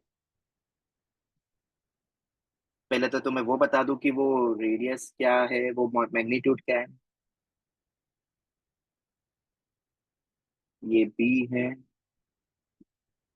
ये a है, ये R1 है, ये R2 है। तो स्केलिंग फैक्टर बेसिकली होता है, कितने टाइम्स वो बड़ा, वो होता है बेसिकली रेशियो R1/R2। कॉम्प्लेक्स से कनेक्ट हो गया ये, वो mod of z upon mod of o करके लिखते थे, ये सब कनेक्ट हुआ ये मैग्नीट्यूड का रेशियो। ये होता है R1/R2 स्केलिंग फैक्टर। ठीक है। अब यहाँ बताओ कितना दिया है। √3/√, नहीं हाँ। अगर ये A1, A2 है, कॉलम मैट्रिक्स के तौर पे लिखा हुआ है उस वेक्टर को, B1, B2 है। ठीक है। अब मुझे बताओ कितना हो जाएगा। तो हम बोल सकते हैं हियर, अपने को पता ही ये रिलेशन फ्रॉम 1 लिख देता हूं मैं, वापस नहीं लिखूंगा, फ्रॉम 1 A1 स्क्वायर ये ओरिजिनल है। तो अपना R1/R2 की अगर मैं बात करूंगा तो वो कितना होगा, B1 B2 ये ओरिजिनल, अरे नहीं मैंने उल्टा लिख दिया, ए इस तरफ लिखा हुआ है ना, रुक जा, ए उस तरफ लिखा हुआ है, तो ये A1 A2 है फाइनल, और इसको रख रहा हम तो एंटी क्लॉकवाइज मूव करते हुए देखेंगे ना हमेशा बाय डिफॉल्ट, फिर एंगल नेगेटिव होगा, कंफ्यूज होगा, ये B1 B2। तो A इक्वल टू XB के लिए हम देख रहे हैं, और वो कॉलम मैट्रिक्स है। तो अब R1/R2 क्या हो जाएगा, फाइनल अपॉन इनिशियल कितना हो जाएगा, बोलो, root two by root three. √2/√3। चलो खैर, ये दिया हुआ है तुमको, ठीक है। अब बस एक स्केलिंग फैक्टर और आ जाता है वहां पे मल्टीप्लीकेशन में, याद रखना, ठीक है। जब भी हम ऐसा लिखते हैं तो स्केलिंग फैक्टर और रोल में आ जाएगा, ठीक है। देयरफॉर मैट्रिक्स कैसे लिखोगे बताओ, यहाँ पे क्या आ जाएगा scaling factor, R1/R2 final upon initial, और ये वाला मेरा मैट्रिक्स होगा कौन सा, cos theta sin theta minus sin theta cos theta. ये होता है मेरा, जब हमने, और ये बिल्कुल सिमिलर है, अगर तुम अब इसको कैसे कनेक्ट करोगे, इसको कनेक्ट करना है किससे, डायरेक्ट किससे मैच कर रहा है ये, कॉम्प्लेक्स नंबर। और क्या 3D के लिए तुम खुद बना लोगे, वैसे तो जरूरत नहीं है, पर 3D के लिए तुम खुद बना सकते हो ना, अगर कोई नंबर आ जाए बाहर तो, ठीक है। अब बताओ, अब तो क्वेश्चन ही हो गया है पूरा सॉल्व, अब तो क्वेश्चन में कुछ बचा ही नहीं है। तुम्हें ये दिया हुआ है एक्स, तुम्हें रोटेशन मैट्रिक्स दे दिया है, कोई बताएगा आंसर, ये तो क्वेश्चन बच्चों ने ओरली कर लिया था जिनको मैंने बताया था ये चीज।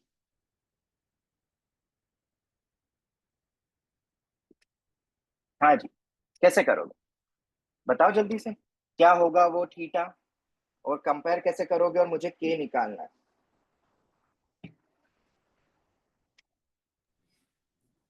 ये तो 1 होना चाहिए। हाँ बिल्कुल सही, के 1 ही है, 1 ही है। एक बार फटाफट बता देता हूँ, उसको थोड़ा ढंग से लिख लेते हैं अपन। ये है कंपेयर करना है, तो ये तो क्या हो जाएगा मेरा, A1 A2, एक्चुअली में तो कितना आना चाहिए वो मेरा, R1/R2 √2/√3, √2/√3। तो मैं पता है इसको क्या लिख दूंगा, इस एक्स को बताओ, √2/√3 करना है तो मैंने √2 से मल्टीप्लाई डिवाइड करा, और जो डिवाइड करा उसको अंदर ले जाओ, 1/√2 माइनस 1/√2, 1/√2 k/√2। क्या ऐसा लिख सकता हूँ k को, बताओ जरा, Yes, x को sir. सॉरी। तो अब ये अपना बन चुका है √2/√3, 1/√2 माइनस 1/√2, 1/√2 k/√2, B1 B2। तो बस समझाने के लिए तुम देख के भी बोल सकते थे कि ये तो सिर्फ एंगल का चेंजिंग दे रहा है, बाहर वाला मैग्नीट्यूड है, बस उससे कनेक्ट करवाना था मुझे। अब मुझे बताओ, कंपेयर करो, तो बताओ cos थीटा किसके बराबर है, 1/√2, और sin थीटा किसके बराबर है, 1/√2। ओहो हो, तो थीटा क्या हो गया, π/4। किस एंगल से रोटेट करके दिया है वो भी हमने निकाल लिया, जो कि यहाँ पे जरूरत नहीं थी। तो देयरफॉर ये तो डायरेक्ट ही हो गया है, cos थीटा की ही वैल्यू अपनी k दी हुई है, सब सेट भी हो रहा है, देखो चारों चीजें सेट होती हुई भी दिख रही है, बस k की वैल्यू पूछी तो k has to be equal to, ये इक्वल्स टू k/√2। तो k किसके बराबर हो गया, 1, जो कि बच्चों ने डायरेक्ट ही बोल दिया था, देख के ही बोल दिया था, और वो स्केलिंग फैक्टर था थोड़ा सा, वो मैंने तुम्हें बता दिया। अब इस क्वेश्चन को तुम नॉर्मली कैसे करोगे ये तुम सोचो, क्वेश्चन ऑब्वियसली लंबा है, तुम देखो इसके सॉल्यूशंस वगैरह, तुम्हें पता चल जाएंगे। और ये जनरली बच्चों को डाउट में आता है कि सर इसका कोई अल्टरनेटिव है। तो अब अगर तुम इसको देखोगे तो जब भी ऐसा कभी दिखे तो ये अपना रोटेशन मैट्रिक्स की तरह फील हो जाना चाहिए। और रोटेशन मैट्रिक्स को हमने फिर कैसे देखा, और अगर कोई नंबर दिख जाए तो वो स्केलिंग फैक्टर की तरह जाएगा, और उन्होंने वो दिया हुआ भी है डिस्टेंसेस का रेशियो एक तरीके से, ठीक है। क्या आगे बढ़ सकते हैं,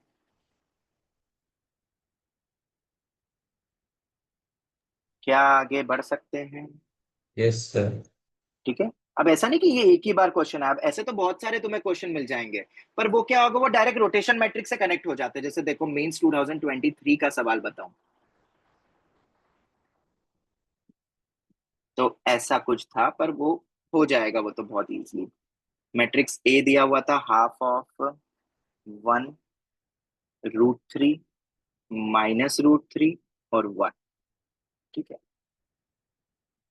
then a⁻30 plus a⁻25 plus A I है कि नहीं, ऐसे ऑप्शंस दिए हुए थे, करेक्ट इनकरेक्ट बताने थे, ठीक है। अब इसमें ज्यादा नहीं सोचने का, ये तो किससे कनेक्ट हो जाएगा डायरेक्टली, अंदर ले जाओगे तो डायरेक्ट रोटेशन मैट्रिक्स से गिवन है ऑर्थोगोनल ना। मैट्रिक्स। हाँ क्या ये डायरेक्ट रोटेशन मैट्रिक्स ही गिवन है? Yes sir. ठीक है, ऐसे ही थर्ड भी था, ऐसे ही फोर्थ भी था, ठीक है। हमें डायरेक्ट इसको कनेक्ट करना है किससे, ए को अंदर ले जाओ, 1/, स्केलिंग फैक्टर तो 1 ही है, मतलब वही जनरली देते हैं, वो तो क्या एक क्वेश्चन आ चुका है मेंस में, तो मुझे बताना पड़ गया वो वाला, आईडी तक ने अभी तक नहीं पूछा है वो वाला, तो 1/2। देयरफॉर cos थीटा मेरा हाफ है, sin थीटा किसके बराबर होगा, -√3/2, ठीक है। तो एंगल कितना होगा, माइनस -5/6 30। -5/3। थीटा हो जाएगा मेरा -π/3, या तो उससे कनेक्ट कर लो, या तो अपन उससे भी कर सकते हैं, cos theta sin theta minus sin theta cos theta, या उल्टा cos थीटा ट्रांसपोज वाले से भी कंपेयर कर सकते हो, तुम्हें जो भी लगे, ठीक, किसी से भी कंपेयर कर सकते हो। और फिर तुम पावर a की पावर 50 निकाल सकते हो ना, थीटा किसके बराबर होगा, a/50 थीटा। अब तो चेक कर लोगे ना सब, ये छोड़ दूं, यस सर। ठीक है, एंड सो ऑन, #DIY, ठीक है। अब ये तो हो गया, अब आगे बढ़ते हैं, इससे और भी सवाल है देखो, तो मैं अभी वो तो नहीं बता रहा हूँ, और तुम कर लेना वो क्वेश्चन प्रैक्टिस से, ठीक है। एक दो क्या, चलो एक और देता हूँ, ठीक है। ये स्कोर टेस्ट में आया था, ये देखो जरा, क्या हमारे लॉजिक से कर सकते हो कि नहीं कर सकते हो, जरा देख।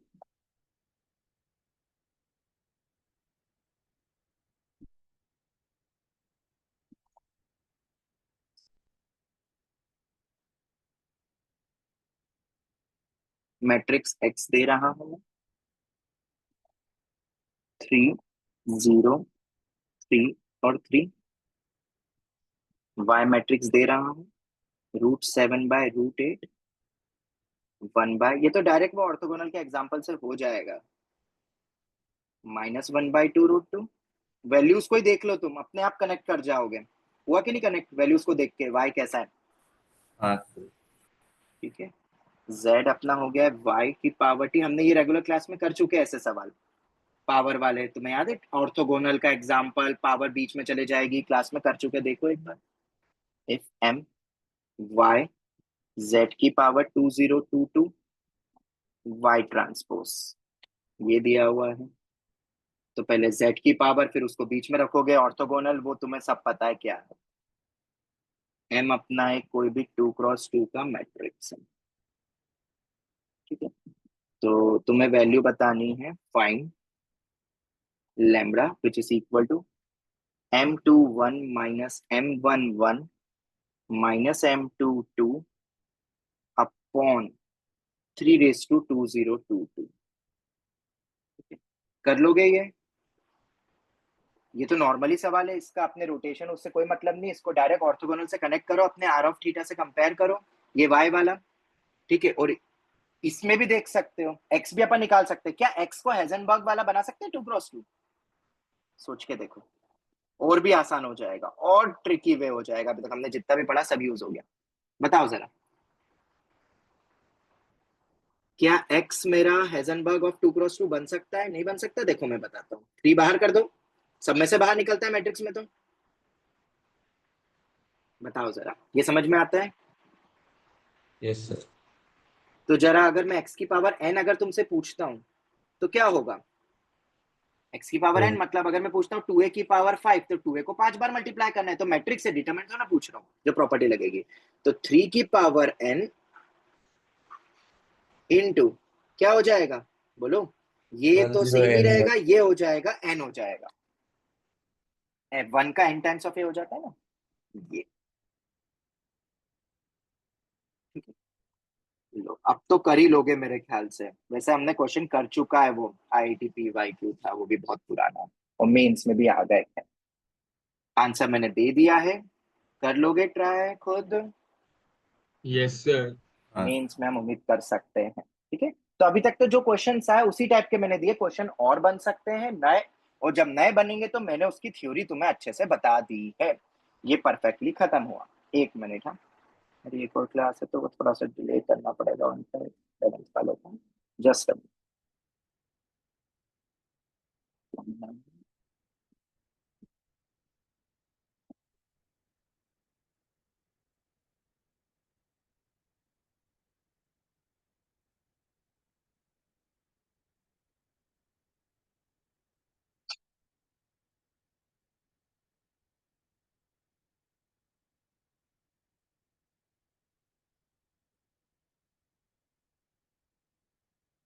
ओके।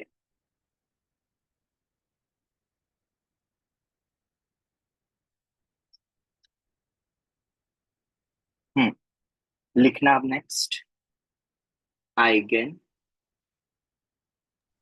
वैल्यूज, नहीं है, क्या स्क्रीन विजिबल नहीं है।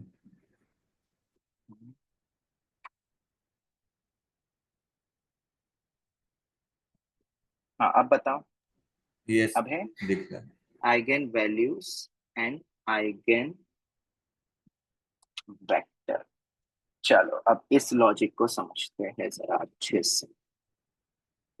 15-20 मिनट का टॉपिक होगा ये, वैसे हमने बहुत कुछ पढ़ लिया है, अब हम वो रीजन देखेंगे, और ये रोटेशन से सच में कनेक्टेड है कि नहीं है वो भी अब हम देखेंगे अच्छे से इस चीज को।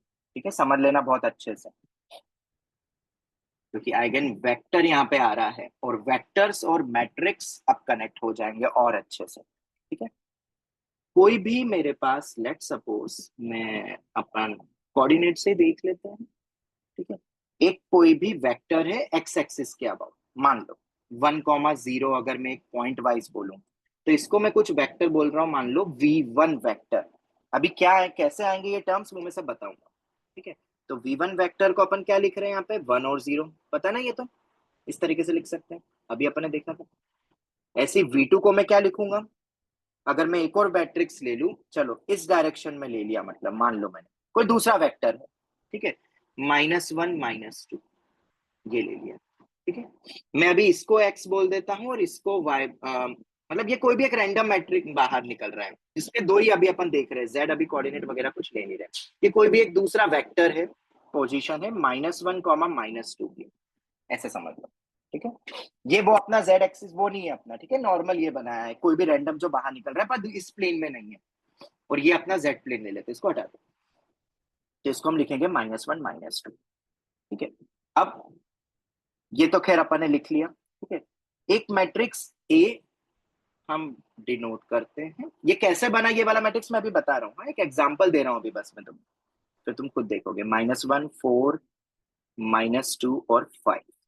ठीक है, अगर तुम एक कोई मैट्रिक्स है -1 4 -2 और 5, अगर इसको मैं 1 और 0 से मल्टीप्लाई करूं तो क्या बनेगा बताओ, ये 2 × 2 है, ये 2 × 1, क्या बनेगा बताओ, -1 -2 -1 -2 बनता हुआ दिखेगा। क्या ये तुम्हें दिख रहा है, पहले तो ये बताओ।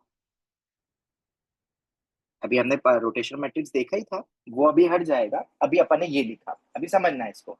कोई भी एक मेरे पास वेक्टर है V1, अभी इसको नाम ये दिया, ये क्या होता है वो आगे देखेंगे, कोई भी एक V1 वेक्टर है, किसी भी मैट्रिक्स के साथ मैंने मल्टीप्लाई करा तो एक नया अपने को वेक्टर मिला, यस और नो, यस और नो, यस बताओ मिला कि नहीं मिला ये।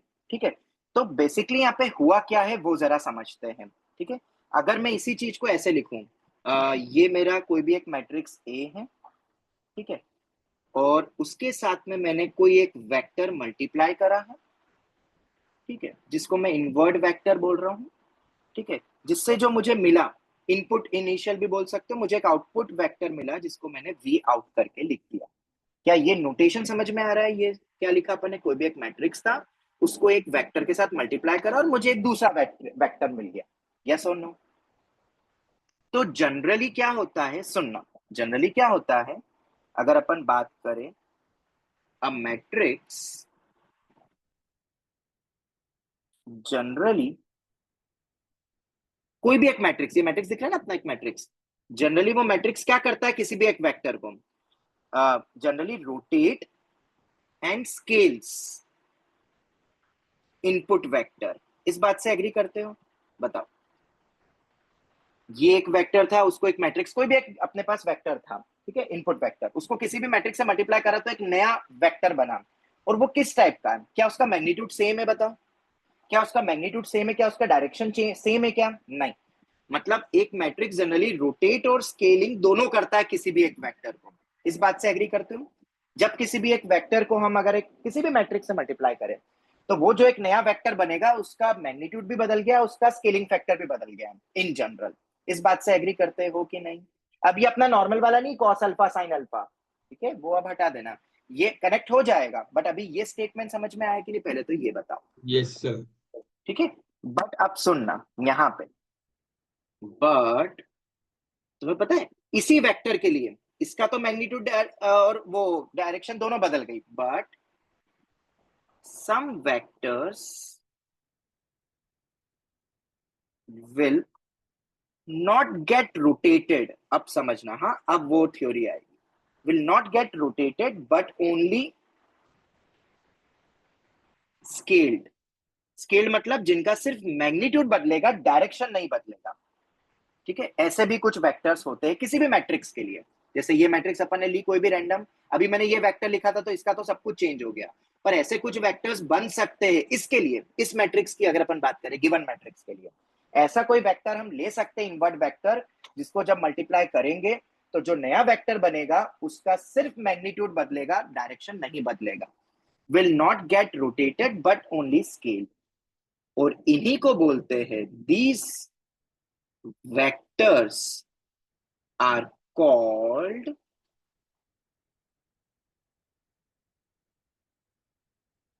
और ये अच्छे से समझ लेना, कॉलेज लेवल में तुम्हें थ्योरी बहुत काम आएगी, है सच में बहुत काम आएगी, लिटरली मैं कह रहा हूँ। ये सब पढ़ते हैं क्योंकि, पर हमें तो अभी जेई के नाम पे पढ़ रहे हैं, मेंस और एडवांस के, are called eigen vectors. And वो जो स्केलिंग फैक्टर होगा ना जिससे कि चेंज हुआ, स्केलिंग फैक्टर, पता है स्केलिंग फैक्टर को क्या कहते हैं? Eigen values. क्या ये टर्म समझ में आई? और ये क्या होती है वो अपन ने सब कुछ देख चुका है, ठीक है। और इसी को अपन ऐसे लिखते हैं, अब मैथमेटिकली कैसे लिखते हैं देखना, a टाइम्स ऑफ कुछ वेक्टर जिसको अपन आइगन वेक्टर बोलेंगे इज इक्वल टू कुछ लैम्डा टाइम्स ऑफ वेक्टर बनेगा। क्यों सिर्फ लैम्डा टाइम्स क्यों होगा बताओ? क्योंकि सिर्फ और सिर्फ मैग्नीट्यूड चेंज हुआ है, तो मैग्नीट्यूड चेंज हुआ तो वो स्केलिंग फैक्टर लैम्डा जो अपन ने बताया था फाइनल अपॉन इनिशियल का जो मैग्नीट्यूड होता है वो ऊपर मैंने बता दिया था तुम्हें अभी रोटेशन मैट्रिक्स के वक्त भी, वैसे ही वो स्केलिंग फैक्टर होता है। ठीक है, तो कोई भी एक मैट्रिक्स है उसमें एक ऐसा वेक्टर, एक क्या एक से ज्यादा वेक्टर्स भी हो सकते हैं जिसको हम मल्टीप्लाई करेंगे तो वेक्टर सेम रहेगा, मतलब डायरेक्शन वाइज, बस मैग्नीट्यूड बदलेगा। और मैग्नीट्यूड जितना चेंज होगा वो बेसिकली क्या होता है? Eigen value. V यहां पे आइगन वेक्टर है और लैम्डा यहां पे आइगन वैल्यू है, और A for a given matrix, for given matrix. तुम्हें याद है अपन ने कैसे निकाला था किसी भी मैट्रिक्स के आइगन वैल्यूज कैसे निकाली थी? याद है basic logic? A minus lambda I का डिटर्मिनेंट इक्वल टू 0, याद है? Yes sir. के डिटर्मिनेंट देखो अब वो कैसे बनता है, यहां से वो आया कैसे, ठीक है। हाँ बस एक कंडीशन है, ये जो आइगन वेक्टर है ना ये नॉन जीरो होना चाहिए, ऑब्वियसली नॉन जीरो वेक्टर होना चाहिए। और लैम्डा जो यहाँ पर है ना ये कॉम्प्लेक्स भी हो सकता है, तुम्हें याद है वैल्यूज कॉम्प्लेक्स भी आ रही थी अपनी, मतलब आ सकती है यस सर। कॉम्प्लेक्स या रियल, कुछ भी कॉम्प्लेक्स, बस ये बता रही कि ऐसा कोई वेक्टर पॉसिबल ही नहीं रियलिटी में जो कि सिर्फ मैट्रिक्स से मल्टीप्लाई करके तुम्हें सिर्फ मैग्नीट्यूड चेंज करता हुआ दिखे, बस वो ये बताता है, ठीक है। हालांकि प्रॉपर्टीज अपनी कॉम्प्लेक्स में भी लग जाती है, जो अपने प्रॉपर्टी पढ़ी है ना आइगन वैल्यू से। Non zero lambda can be complex और रियल, ये नॉन जीरो होना चाहिए आइगन वेक्टर। इस पे क्वेश्चन आया है वेक्टर्स पे, ठीक है, मैं करवाऊंगा, जो बहुत लंबा सवाल था, पर आईआईटी का क्वेश्चन वो इजीली इस लॉजिक से हो जाता है, बस थोड़ा सा मैनिपुलेशन, ठीक है। चलो, तो अभी के लिए नाउ से ये जो वी वेक्टर है ना, मैं उसको कोई भी एक कॉलम मैट्रिक्स एक्स बोल रहा हूँ। वो तो कॉलम मैट्रिक्स ही होता है ना, एक्स क्या होता है अपना, क्योंकि एक्स ही बहुत बार यूज हुआ है, बहुत बार क्या, हर बार ये एक्स ही यूज होता है देखा जाए तो। वी को क्या बोल रहा हूं मैं, कॉलम मैट्रिक्स, याद रख, एक्स को अपना कॉलम मैट्रिक्स हो गया। तो क्या मैं इसको ऐसा लिख सकता हूं, A x is equal to lambda x, बोलो जरा, ये बनेगा ना अपना। Yes sir.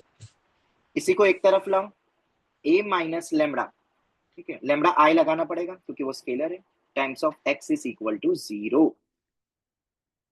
आई होप तुम समझ रहे होगे अब ये कहां से बनेगा, क्या बनेगा। ये 0 क्या है अपना, 0 व्हाट, मैट्रिक्स। तो मुझे एक बात बताओ, अपन ने ये सेकंड क्लास में शायद देखा था जब नल मैट्रिक्स बताया था, दो मैट्रिक्स का प्रोडक्ट वाला लॉजिक। ये 0 मैट्रिक्स है, एक्स मेरा 0 मैट्रिक्स है क्या, नहीं, अर्थात A minus lambda I has to be, उसका डिटरमिनेंट 0 ही होना चाहिए। डिटरमिनेंट तो एटलीस्ट या तो वो 0 मैट्रिक्स होगा या तो वो डिटरमिनेंट 0 होगा, याद है किसी को।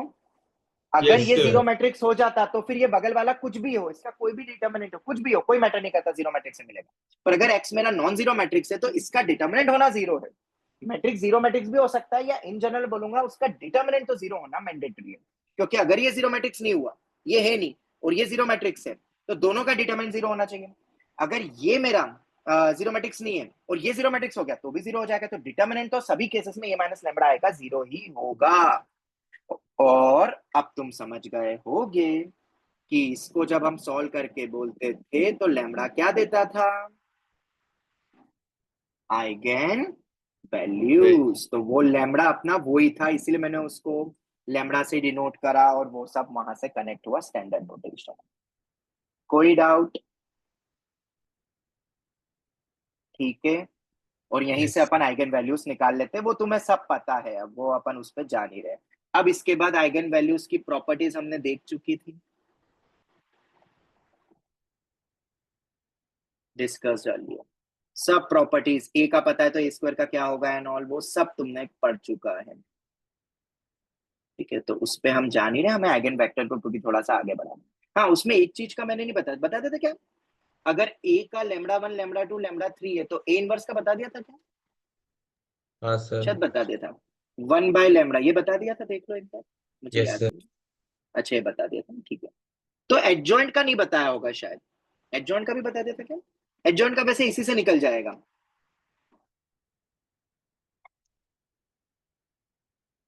क्या होगा खुद सोच के बताओगे, अगर ए का पता है तो एडजॉइंट ऑफ ए की आइगन वैल्यूज क्या होगी, क्योंकि ये भी बहुत टाइम लेता है एडजॉइंट निकालने में। क्या लगता है क्या होगी, बहुत इजी है। एडजॉइंट क्या होता है बताओ, एडजॉइंट ऑफ ए होता क्या है, सर मॉड से मल्टीप्लाई कर एन देंगे। इनवर्स, बिल्कुल सही, very good, A inverse into determinant से मल्टीप्लाई, यही होता है अपना, ठीक है। तो क्या ये अपने को ऐसा नहीं दिख रहा है ये कुछ स्केलर है, मतलब वही कुछ k times of a inverse का तुमसे पूछ रहे हैं आइगन वैल्यूज, तो तुम्हें पता था k टाइम्स ही मल्टीप्लाई हो जाता है, और a इनवर्स का मुझे पता है क्या होता है, ये रहा। इसको b बोलो तो k टाइम्स ऑफ b के आइगन वैल्यूज क्या होगी, k मल्टीप्लाई हो जाएगा, और वो k अपना डिटरमिनेंट है।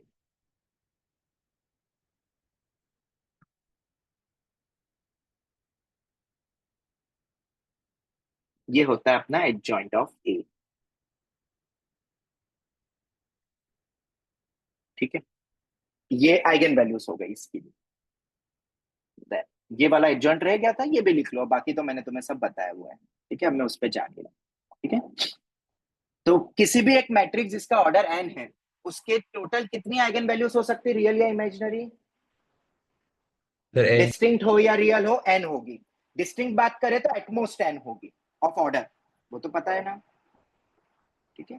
और इसी के बाद फिर नेक्स्ट आता है, मैंने ये वर्ड यूज नहीं करा था, अब मैं वो वर्ड यूज कर सकता हूँ, वैसा हमने पढ़ लिया था, क्वेश्चन पॉइंट ऑफ व्यू अपन ने सब देख लिया था पहले। एक थ्योरम है, ये तो बस ऐसे ही नाम लिखवा रहा हूँ ताकि कभी तुम कोई किताब पढ़ो तो ऐसा नहीं लगे कि सर ने तो बताया ही नहीं। केले हैमिल्टन थ्योरम इसके बाद आती है, और केले हैमिल्टन थ्योरम ये कहती है, जो मैंने ऑलरेडी तुम्हें बस एक स्टेटमेंट बता दिया था, क्या? Every matrix satisfy it's characteristic equation. और कैरेक्टरिस्टिक इक्वेशन जो लैम्बडा में बनती है ना, वो जो लैम्बडा में बनती है वो मैट्रिक्स को भी सेटिस्फाई करती है, इसलिए अपन उसको ए से लिख लेते थे फिर वापस। ऐसा कहा था केले हैमिल्टन थ्योरम में। अब मैं इसके प्रूफ पे अभी फिलहाल नहीं जा रहा हूँ, वैसे वो भी कनेक्टेड ही है, पर रहने दो, इतना काफी है, जितना अपन ने पढ़ लिया वो काफी है। अभी हम क्वेश्चन स्पेसिफिक पे ही हम ज्यादा फोकस कर रहे हैं, थोड़ा थोड़ा आइडिया तुम्हें देते जा रहे हैं। तो कोई भी मैट्रिक्स अपनी कैरेक्टरिस्टिक इक्वेशन को सेटिस्फाई करती है, देयरफॉर अगर मैं लिखता हूं ए माइनस लैम्बडा आई का डिटर्मिनेंट इक्वल टू 0 से मुझे मिला कुछ, अगर 3x3 का है अपना, तो लैम्बडा क्यूब माइनस से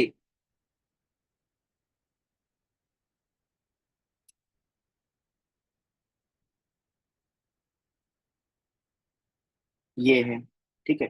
तो क्या लिख लेंगे, केले हैमिल्टन थ्योरम क्या कहती है बताओ? कैरेक्टरिस्टिक इक्वेशन तो आइगन वैल्यूज में होती है, इसको क्या लिखेंगे बोलो? A cube minus 3a² plus A minus I equals to 0, zero matrix, ठीक है। ऐसा केले हैमिल्टन थ्योरम कहती है, ठीक है। ये हो गया, कोई डाउट? समझ में आ गया? ये हमने सब पढ़ लिया है। ये आया sir. कैसे, लैम्बडा क्या होता है, आइगन वेक्टर्स क्या होते हैं, और वो थोड़ा बहुत उसके लिए हमें पहले तो रोटेशन मैट्रिक्स को फील करना पड़ा ताकि उससे और अच्छे से वो समझ में आ गया, ठीक है। अब ये तो तुम सब इसके ऊपर क्वेश्चंस तो कर लोगे, इस पे क्वेश्चंस में नहीं बता रहा हूँ, ठीक है। हाँ, कुछ आइगन वेक्टर रिलेटेड जरूर बता देता हूँ, आइगन वेक्टर रिलेटेड, और कैसे करते हैं उनके क्वेश्चन, या अगर कभी कुछ आ जाए तो, ठीक है। आइगन वेक्टर रिलेटेड बताता हूँ। से मैंने कोई एक मैट्रिक्स दिया, how to find eigen vectors, okay. और आइगन वेक्टर्स डेफिनेटली किस पे डिपेंड करेगा? आइगन वैल्यू पे। क्यों? आइगन वेक्टर, ये जो वी वेक्टर है, डिपेंड करेगा ना लैम्बडा पे, तुम कितना स्केलिंग फैक्टर रख रहे हो। अगर मुझे निकालना है किसी भी मैट्रिक्स का आइगन वेक्टर तो तुम जितना आइगन वैल्यू दोगे उसके अकॉर्डिंग में लिखूंगा, लैम्बडा दोगे। तो ये मान लो एक मैट्रिक्स है ए, ठीक है, ये मैट्रिक्स है मेरा ए। जरा मुझे फटाफट इसका वो निकाल के दोगे, क्विक, आइगन वैल्यूज निकाल के दो। फॉर्मूला भी तुम्हें पता है 2x2 का, फिर से याद दिलाऊं, x² minus trace times of A का x plus determinant a equal to 0। Direct मैं तो कैरेक्टरिस्टिक इक्वेशन ही लिखूंगा ना, a माइनस लैम्बडा है, या लैम्बडा लिख लो इसको, यहाँ लैम्बडा ही लिख लो। -4 और 3, सॉरी 4 और -3 है 4 और -3, बाकी बताएगा कोई? यही आ रही है? सर आ ही नहीं रहे इसके। आ ही नहीं रहे हैं, ओहो हो भाई साहब। लैम्बडा स्क्वायर माइनस 4 और ट्रेस, -3, सर नहीं 4 और -3 सिंक है। 4 और -3 और डिटर्मिनेंट कितना आ रहा है? -30 प्लस -2 18 माइनस -12। -12, तो फैक्टर बन गए 4 और -3। चल बढ़िया, 4 और -3 अपने पास आ गए आइगन वैल्यू। तो किसी भी मैट्रिक्स के अपन ने आइगन वैल्यू निकाल ली। अब आइगन वेक्टर कैसे निकालेंगे? अब अगर मुझे आइगन वेक्टर निकालना है तो आइगन वेक्टर में हम कुछ नहीं करेंगे, हमें पता है इसको कैसे लिख के करना है। याद है अपने को क्या आया था, वो अपना a minus lambda I times of x, x ही था ना अपना, ये लिखा था ना अपन ने। Yes sir. उसको मैंने v तो अपन ने वेक्टर वाइज था, फिर उसको x जनरली डिनोट करते हैं कैपिटल X, कॉलम मैट्रिक्स है जनरली मैट्रिक्स चैप्टर में, तो मैंने इसीलिए वो रखा था। तो मैं इस पॉइंट पे वापस आऊंगा, क्योंकि लैम्बडा निकालना अपने को आ गया डिटर्मिनेंट से, उसको वापस यहाँ रख दूंगा। अब मुझे x निकालना है, a मुझे पता है, लैम्बडा मुझे पता है, पर ये तो लैम्बडा डिपेंडेंट हो गया। से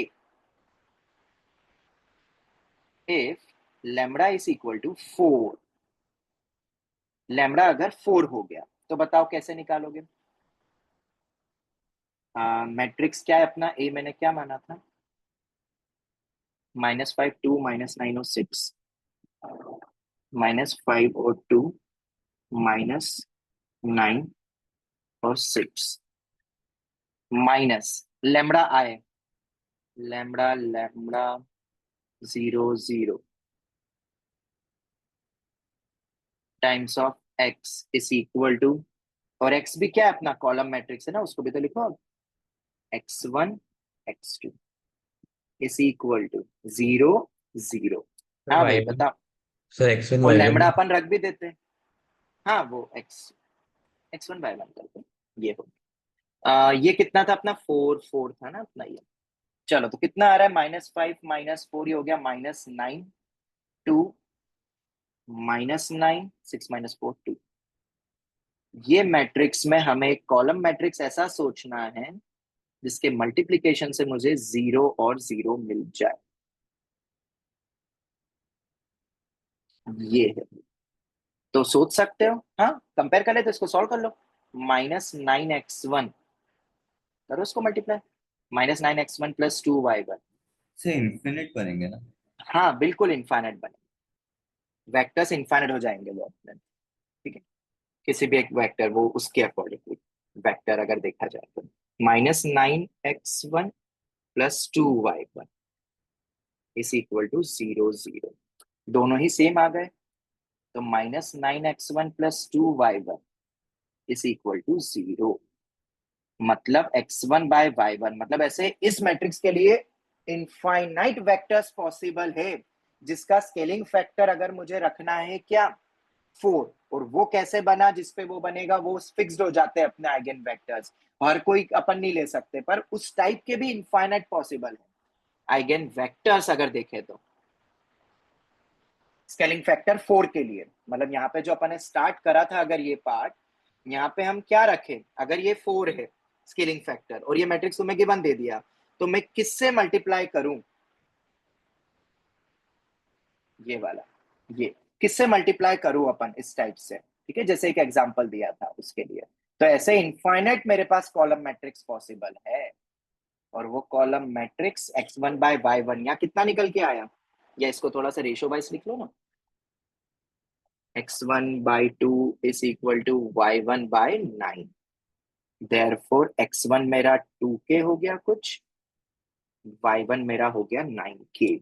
इसका मतलब कॉलम मैट्रिक्स क्या हो गया, आइगन वेक्टर क्या हो गया for 4, column vector, sorry eigen vector लिखो, eigen vector lambda equal to 4 के लिए, दूसरे के लिए -3 के लिए तुम खुद निकाल लेना, 2k और 9k, ठीक है। अब के कुछ भी हो सकता है, जनरली अभी तक जो जेई आईटी जेई में आया है क्वेश्चन या मीन्स में, तो जनरली के को 1 लेके दिया है उन्होंने,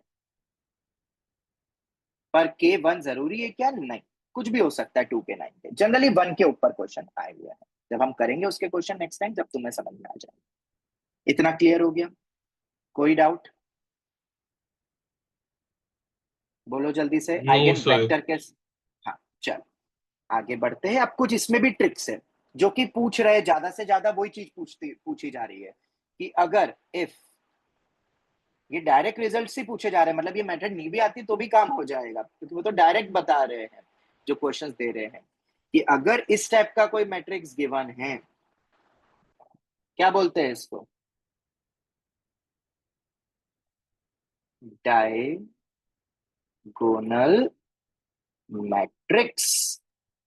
अगर डायगोनल मैट्रिक्स तुम्हें दे दिया है, तो तुम्हें पता है इसके आइगन वैल्यूज क्या होगी, ए और बी प्राइमरी डायगोनल के आइगन एलिमेंट। वैल्यूज, बिल्कुल सही, आइगन वैल्यूज हो जाएगी ए और बी, ठीक है, ए और बी। और अगर आइगन वैल्यूज ए और बी है, तो क्या तुम इसकी वो निकाल पाओगे, आइगन वेक्टर्स क्या होंगे, और जब तुम इसका आइगन वेक्टर देखोगे ना, तुम्हें पता है क्या मिलेगा, तुम सॉल्व करके खुद देखना, मैं नहीं बता रहा हूँ, खुद ट्राई करना, रीजन तुम्हें सब कुछ पता है, वो पूरा ऊपर सॉल्व करके देखना, ये आएगा के और 0, और ये इंपॉर्टेंट है।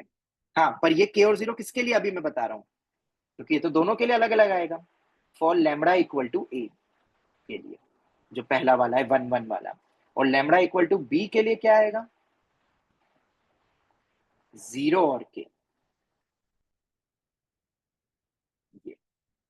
अब जनरली मैंने क्या बोला था कि कौन सा वाला यूज कर सकते हैं, वैसे तो बहुत सारे, पर जनरली यूज कौन सा आ रहा है, 1 वाला, k इक्वल टू 1 वाला। हम अज्यूम कर सकते हैं ये, ऐसे तो बहुत सारे, पर हम अज्यूम कर सकते हैं k इक्वल टू 1 वाला एक आइगन वेक्टर, ये वाला। क्या ये याद रख सकते हो? ठीक है, यस तो हम बोल सकते हैं therefore for 2x2 diagonal matrix, 2x2 diagonal matrix, eigen vectors क्या हो जाएंगे? आइगन वेक्टर्स अगर देखा जाए तो अज्यूम क्या कर सकते हैं, क्या हो सकते हैं इन जनरल? आइगन वेक्टर्स दो होंगे ना, जो भी आइगन वैल्यू रहे। आइगन वेक्टर्स क्या क्या होंगे? 1 0 0 और 1। ये भी लिख सकते हो, पर जनरली अपन 1 वाले को देखते हैं जो अपने से पूछे जा रहे हैं। तो किसी भी 2x2 डायगोनल मैट्रिक्स की आइगन वेक्टर्स ये होती है वैल्यू, यूज करेंगे हम इनका, हाँ तुम बेफिक्र रहो, ये सब यूज होगा। ठीक है, फॉर 3x3 डिराइव तुम खुद कर लेना, नेक्स्ट क्लास में अपन वो आईआईटी के क्वेश्चन भी देख लेंगे जहां ये यूज हो रहा है। एक परम्यूटेशन मैट्रिक्स भी हमने बोला समझा है, वो भी हम देख लेंगे। 1 0 0 एक ये बनेगा, दूसरा बताओ सिमिलरली वैसा ही है, 0 1 0 और ये 0 0 1। और ये जो मैट्रिक्स है ये मेंस में कई बार यूज हुई है कॉलम मैट्रिक्स, क्योंकि इनको बोला जाता है, पता है क्या, इनके कुछ नाम है, मैं अभी बता देता हूँ। सर, वो दूसरा वाला 0101। हाँ हाँ हाँ सर, 0 1 0 3 क्रॉस डायगोनल मैट्रिक्स के आइगन वेक्टर्स यही होते हैं। और आइगन वेक्टर्स का मीन्स वालों ने बहुत यूज करा है, पता है कैसे, बताता हूँ। अभी तो तुम एक और लिख लो, ऑल्सो। अगर मैं बात करूं अब डायगोनल मैट्रिक्स, एक होता है अपर ट्रायंगुलर और एक होता है लोअर ट्रायंगुलर,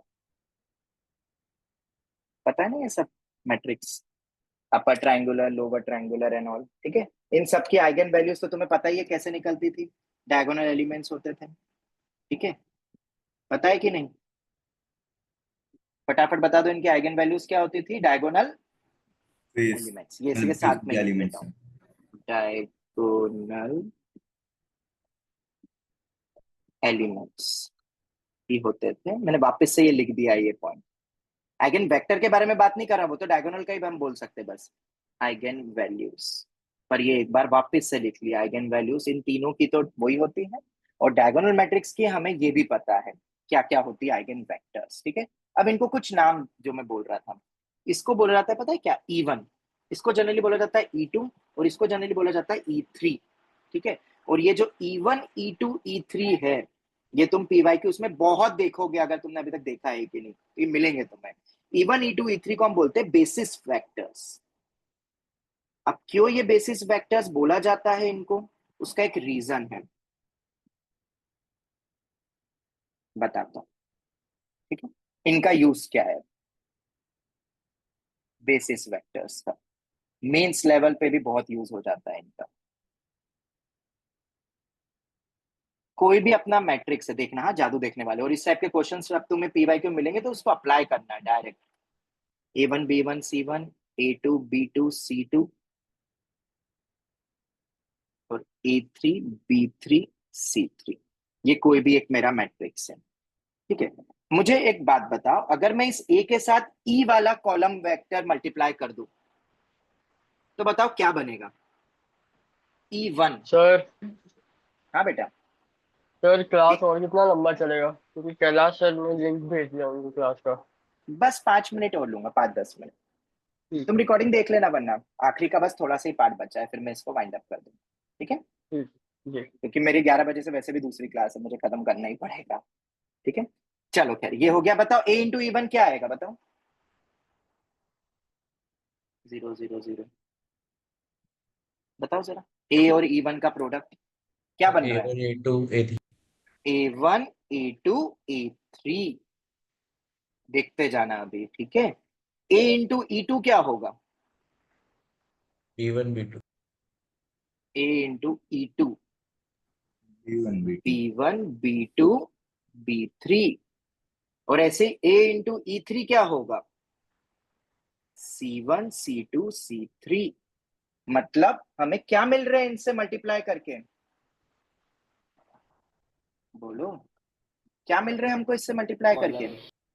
कॉलम मैट्रिक्स मिल रहे हैं। वो वाले कौन से एलिमेंट्स मिल रहे हैं? First column, second column and so on, ये मिल रहा है। क्या ये समझ में आता है? पहले तो ये बताओ। और इसी तरीके से, यही नहीं, सिमिलरली, चलो इस पे क्वेश्चन नेक्स्ट क्लास में बता दूंगा मैं, इसका यूज बहुत है क्योंकि मेंस पॉइंट ऑफ व्यू भी। सिमिलरली अगर मैं तुमसे मल्टीप्लाई करूं, देखना, हाँ, रो मैट्रिक्स ले रहा हूं मैं, ए के साथ अगर मैं प्रायर में मल्टीप्लाई करूं 1 0 0 टाइम्स ऑफ मैट्रिक्स ए, ये क्या देगा जरा बताओ? ऐसे ही 0 1 0 को मैट्रिक्स ए के साथ मल्टीप्लाई करूंगा तो वो क्या देता है? और 0 0 1 को अगर हम ए के साथ मल्टीप्लाई करेंगे तो वो क्या देगा? बताओ। सर A1 B1 C ये क्या देगा? रो वाइज दे रहा है ये। Yes, sir. A1 A1 B1 C1 A2 B2 C2 और A3 B3 C3। क्या ये समझ आता है? ये मिल रहा है अपने को, ठीक है। और क्या तुमने एक चीज नोटिस करी कि बेसिकली देयरफॉर जो चीज अपन को दोनों दिखी, AE1, ठीक है, AE1 BE2 और CE3, अगर इन तीनों को मिक्स कर दो तो क्या कंप्लीट अपना मैट्रिक्स ए बन जाता है? सबके रो कॉलम वाइज जो बन रहे हैं अपने, जरा बताओ एक बार। AE1 BE2 अगर इन सबको देखोगे तुम तो क्या इससे कंप्लीट मैट्रिक्स बन जाएगा ना? एक रो वाइज बन रहा है और एक कॉलम वाइज अपने को दे रहा है। बोलो Yup. बनेगा कि नहीं बनेगा? BE2 मतलब क्या? सर आपने अभी बोला A1 BE2 sorry, B AE1 AE2 और AE3 से मिलके ओके बन रहा है कि नहीं बन रहा है? यस सर ठीक है। अब इस पे क्वेश्चंस बहुत सारे बने हुए हैं अगर मैं बात करूं तो, ठीक है। एक क्वेश्चन देता हूं, तुम ट्राई करना, ठीक है। बहुत ही बढ़िया सवाल है और उसको तुम कैसे करोगे सोचना। मैंने जो अभी एंड में जो ये थ्योरी बताई है इससे बहुत इजीली हो जाएगा। इस क्वेश्चन को अपन नेक्स्ट क्लास में रखेंगे, इसको ऐसे सिक्योरिटी रखते हैं क्योंकि टाइम हो गया है तो मैं इसको डिस्कस नहीं कर पा रहा हूँ। पर ये जो लास्ट पॉइंट बोला ना, ये याद रखना, बेसिस वेक्टर्स जो अपने बने हैं। आइगन वेक्टर्स का भी हम डायरेक्ट यूज करेंगे पीवाईक्यू में। पहले तो एक ये वाला देखो, ये पीवाईक्यू ही है। एक मैट्रिक्स एम है 0 1 0 इज इक्वल टू -1 2 और 3, ये दिया हुआ है, ये गिवन है अपने को सब। मैट्रिक्स एम, ये एक रिलेशन दिया हुआ है। दूसरा एक को रिलेशन दिया है m टाइम्स ऑफ 1 -1 और 0 इज इक्वल टू 1 1 -1, ये दिया हुआ है। ये ऊपर वाले लॉजिक से कनेक्ट होके बहुत इजीली क्रैक हो सकता है 1 मिनट में। अब CQT है भाई तुम्हारे लिए, अब तुम सोचो। अब एक मैट्रिक्स एम, एम दिया ही नहीं है मैंने तुम्हें, एम के साथ जब 1 1 1 मल्टीप्लाई होंगे तो 0 0 और 12 बनता है। तुम्हें डायरेक्ट बेसिस एलिमेंट्स नहीं दिए, तुम्हें सिर्फ ये वाला दिया हुआ है एक बेसिस एलिमेंट, जो कि तुम्हें क्या दे रहा होगा? ये क्या बना होगा बताओ? What will be this M का, ये जो इधर लिखा हुआ है ये क्या है? उस एम मैट्रिक्स का second column second column. First और थर्ड कैसे निकालोगे? अब इन मैट्रिक्स की मदद से कुछ ऐड सब्ट्रैक्ट करके, कुछ जुगाड़ करके तुम्हें बनाना है ये, ठीक है। बहुत बढ़िया सवाल है ये, मैं तुम्हें बस दे देता हूं, तुम्हें निकालना क्या है इसके अंदर। देन मैट्रिक्स एम भी निकाल सकते हो या मैं तुमसे पूछ रहा हूँ, देन जो पूछा गया था वो मैं ले रहा हूँ। Then sum of diagonal entries बतानी, डायगोनल एंट्रीज ऑफ एम, ये तुम सोचना, ये तुम्हारे लिए CQT है। अच्छा सवाल है ये वाला, जो मैंने ऊपर जो पॉइंट बताया है उसका यूज होगा। मैं उससे ज्यादा तुम्हें हिंट नहीं दे रहा हूं, बस इतना दे सकता हूं हिंट कि ये वाला जो अभी अपन ने देखा कि ये मैट्रिक्स एम का क्या है? Column, second column. ऐसे अगर रो वाइज करके लिखे हुए रो मैट्रिक्स टाइप तो ये भी अपना बनता है सिमिलरली, वो अपन को रो वाइज दे देगा अपने को। क्या ये ट्राई कर लोगे? यस सर ठीक है। ये मुझे याद नहीं किसका है, शायद जे मेंस का कि एडवांस का, किसी एक में तो आया है ये। वैसे तो दोनों में इस टाइप के आ गए हैं, मेंस में डायरेक्ट आ जाते हैं कॉलम मैट्रिक्स, जो ऊपर बेसिस एलिमेंट डायरेक्ट दे देते हैं। इतना मुझे याद आ रहा है, ये एडवांस 2011 का क्वेश्चन जिसको तुम्हें ट्राई करना है इसी लॉजिक से। ठीक है, तो हम यहीं तक रखते हैं। बाकी और भी जो भी चीजें रहेगी होगा तो एक क्लास में और ले लूंगा, जो भी एक्स्ट्रा और चीजें हैं एक क्लास और में सब कुछ वाइंड अप हो जाएगा, जो भी ट्रिक्स एंड ऑल है। ठीक है, चलो तो यही वाइंड अप करते हैं अपन। Thank you very much.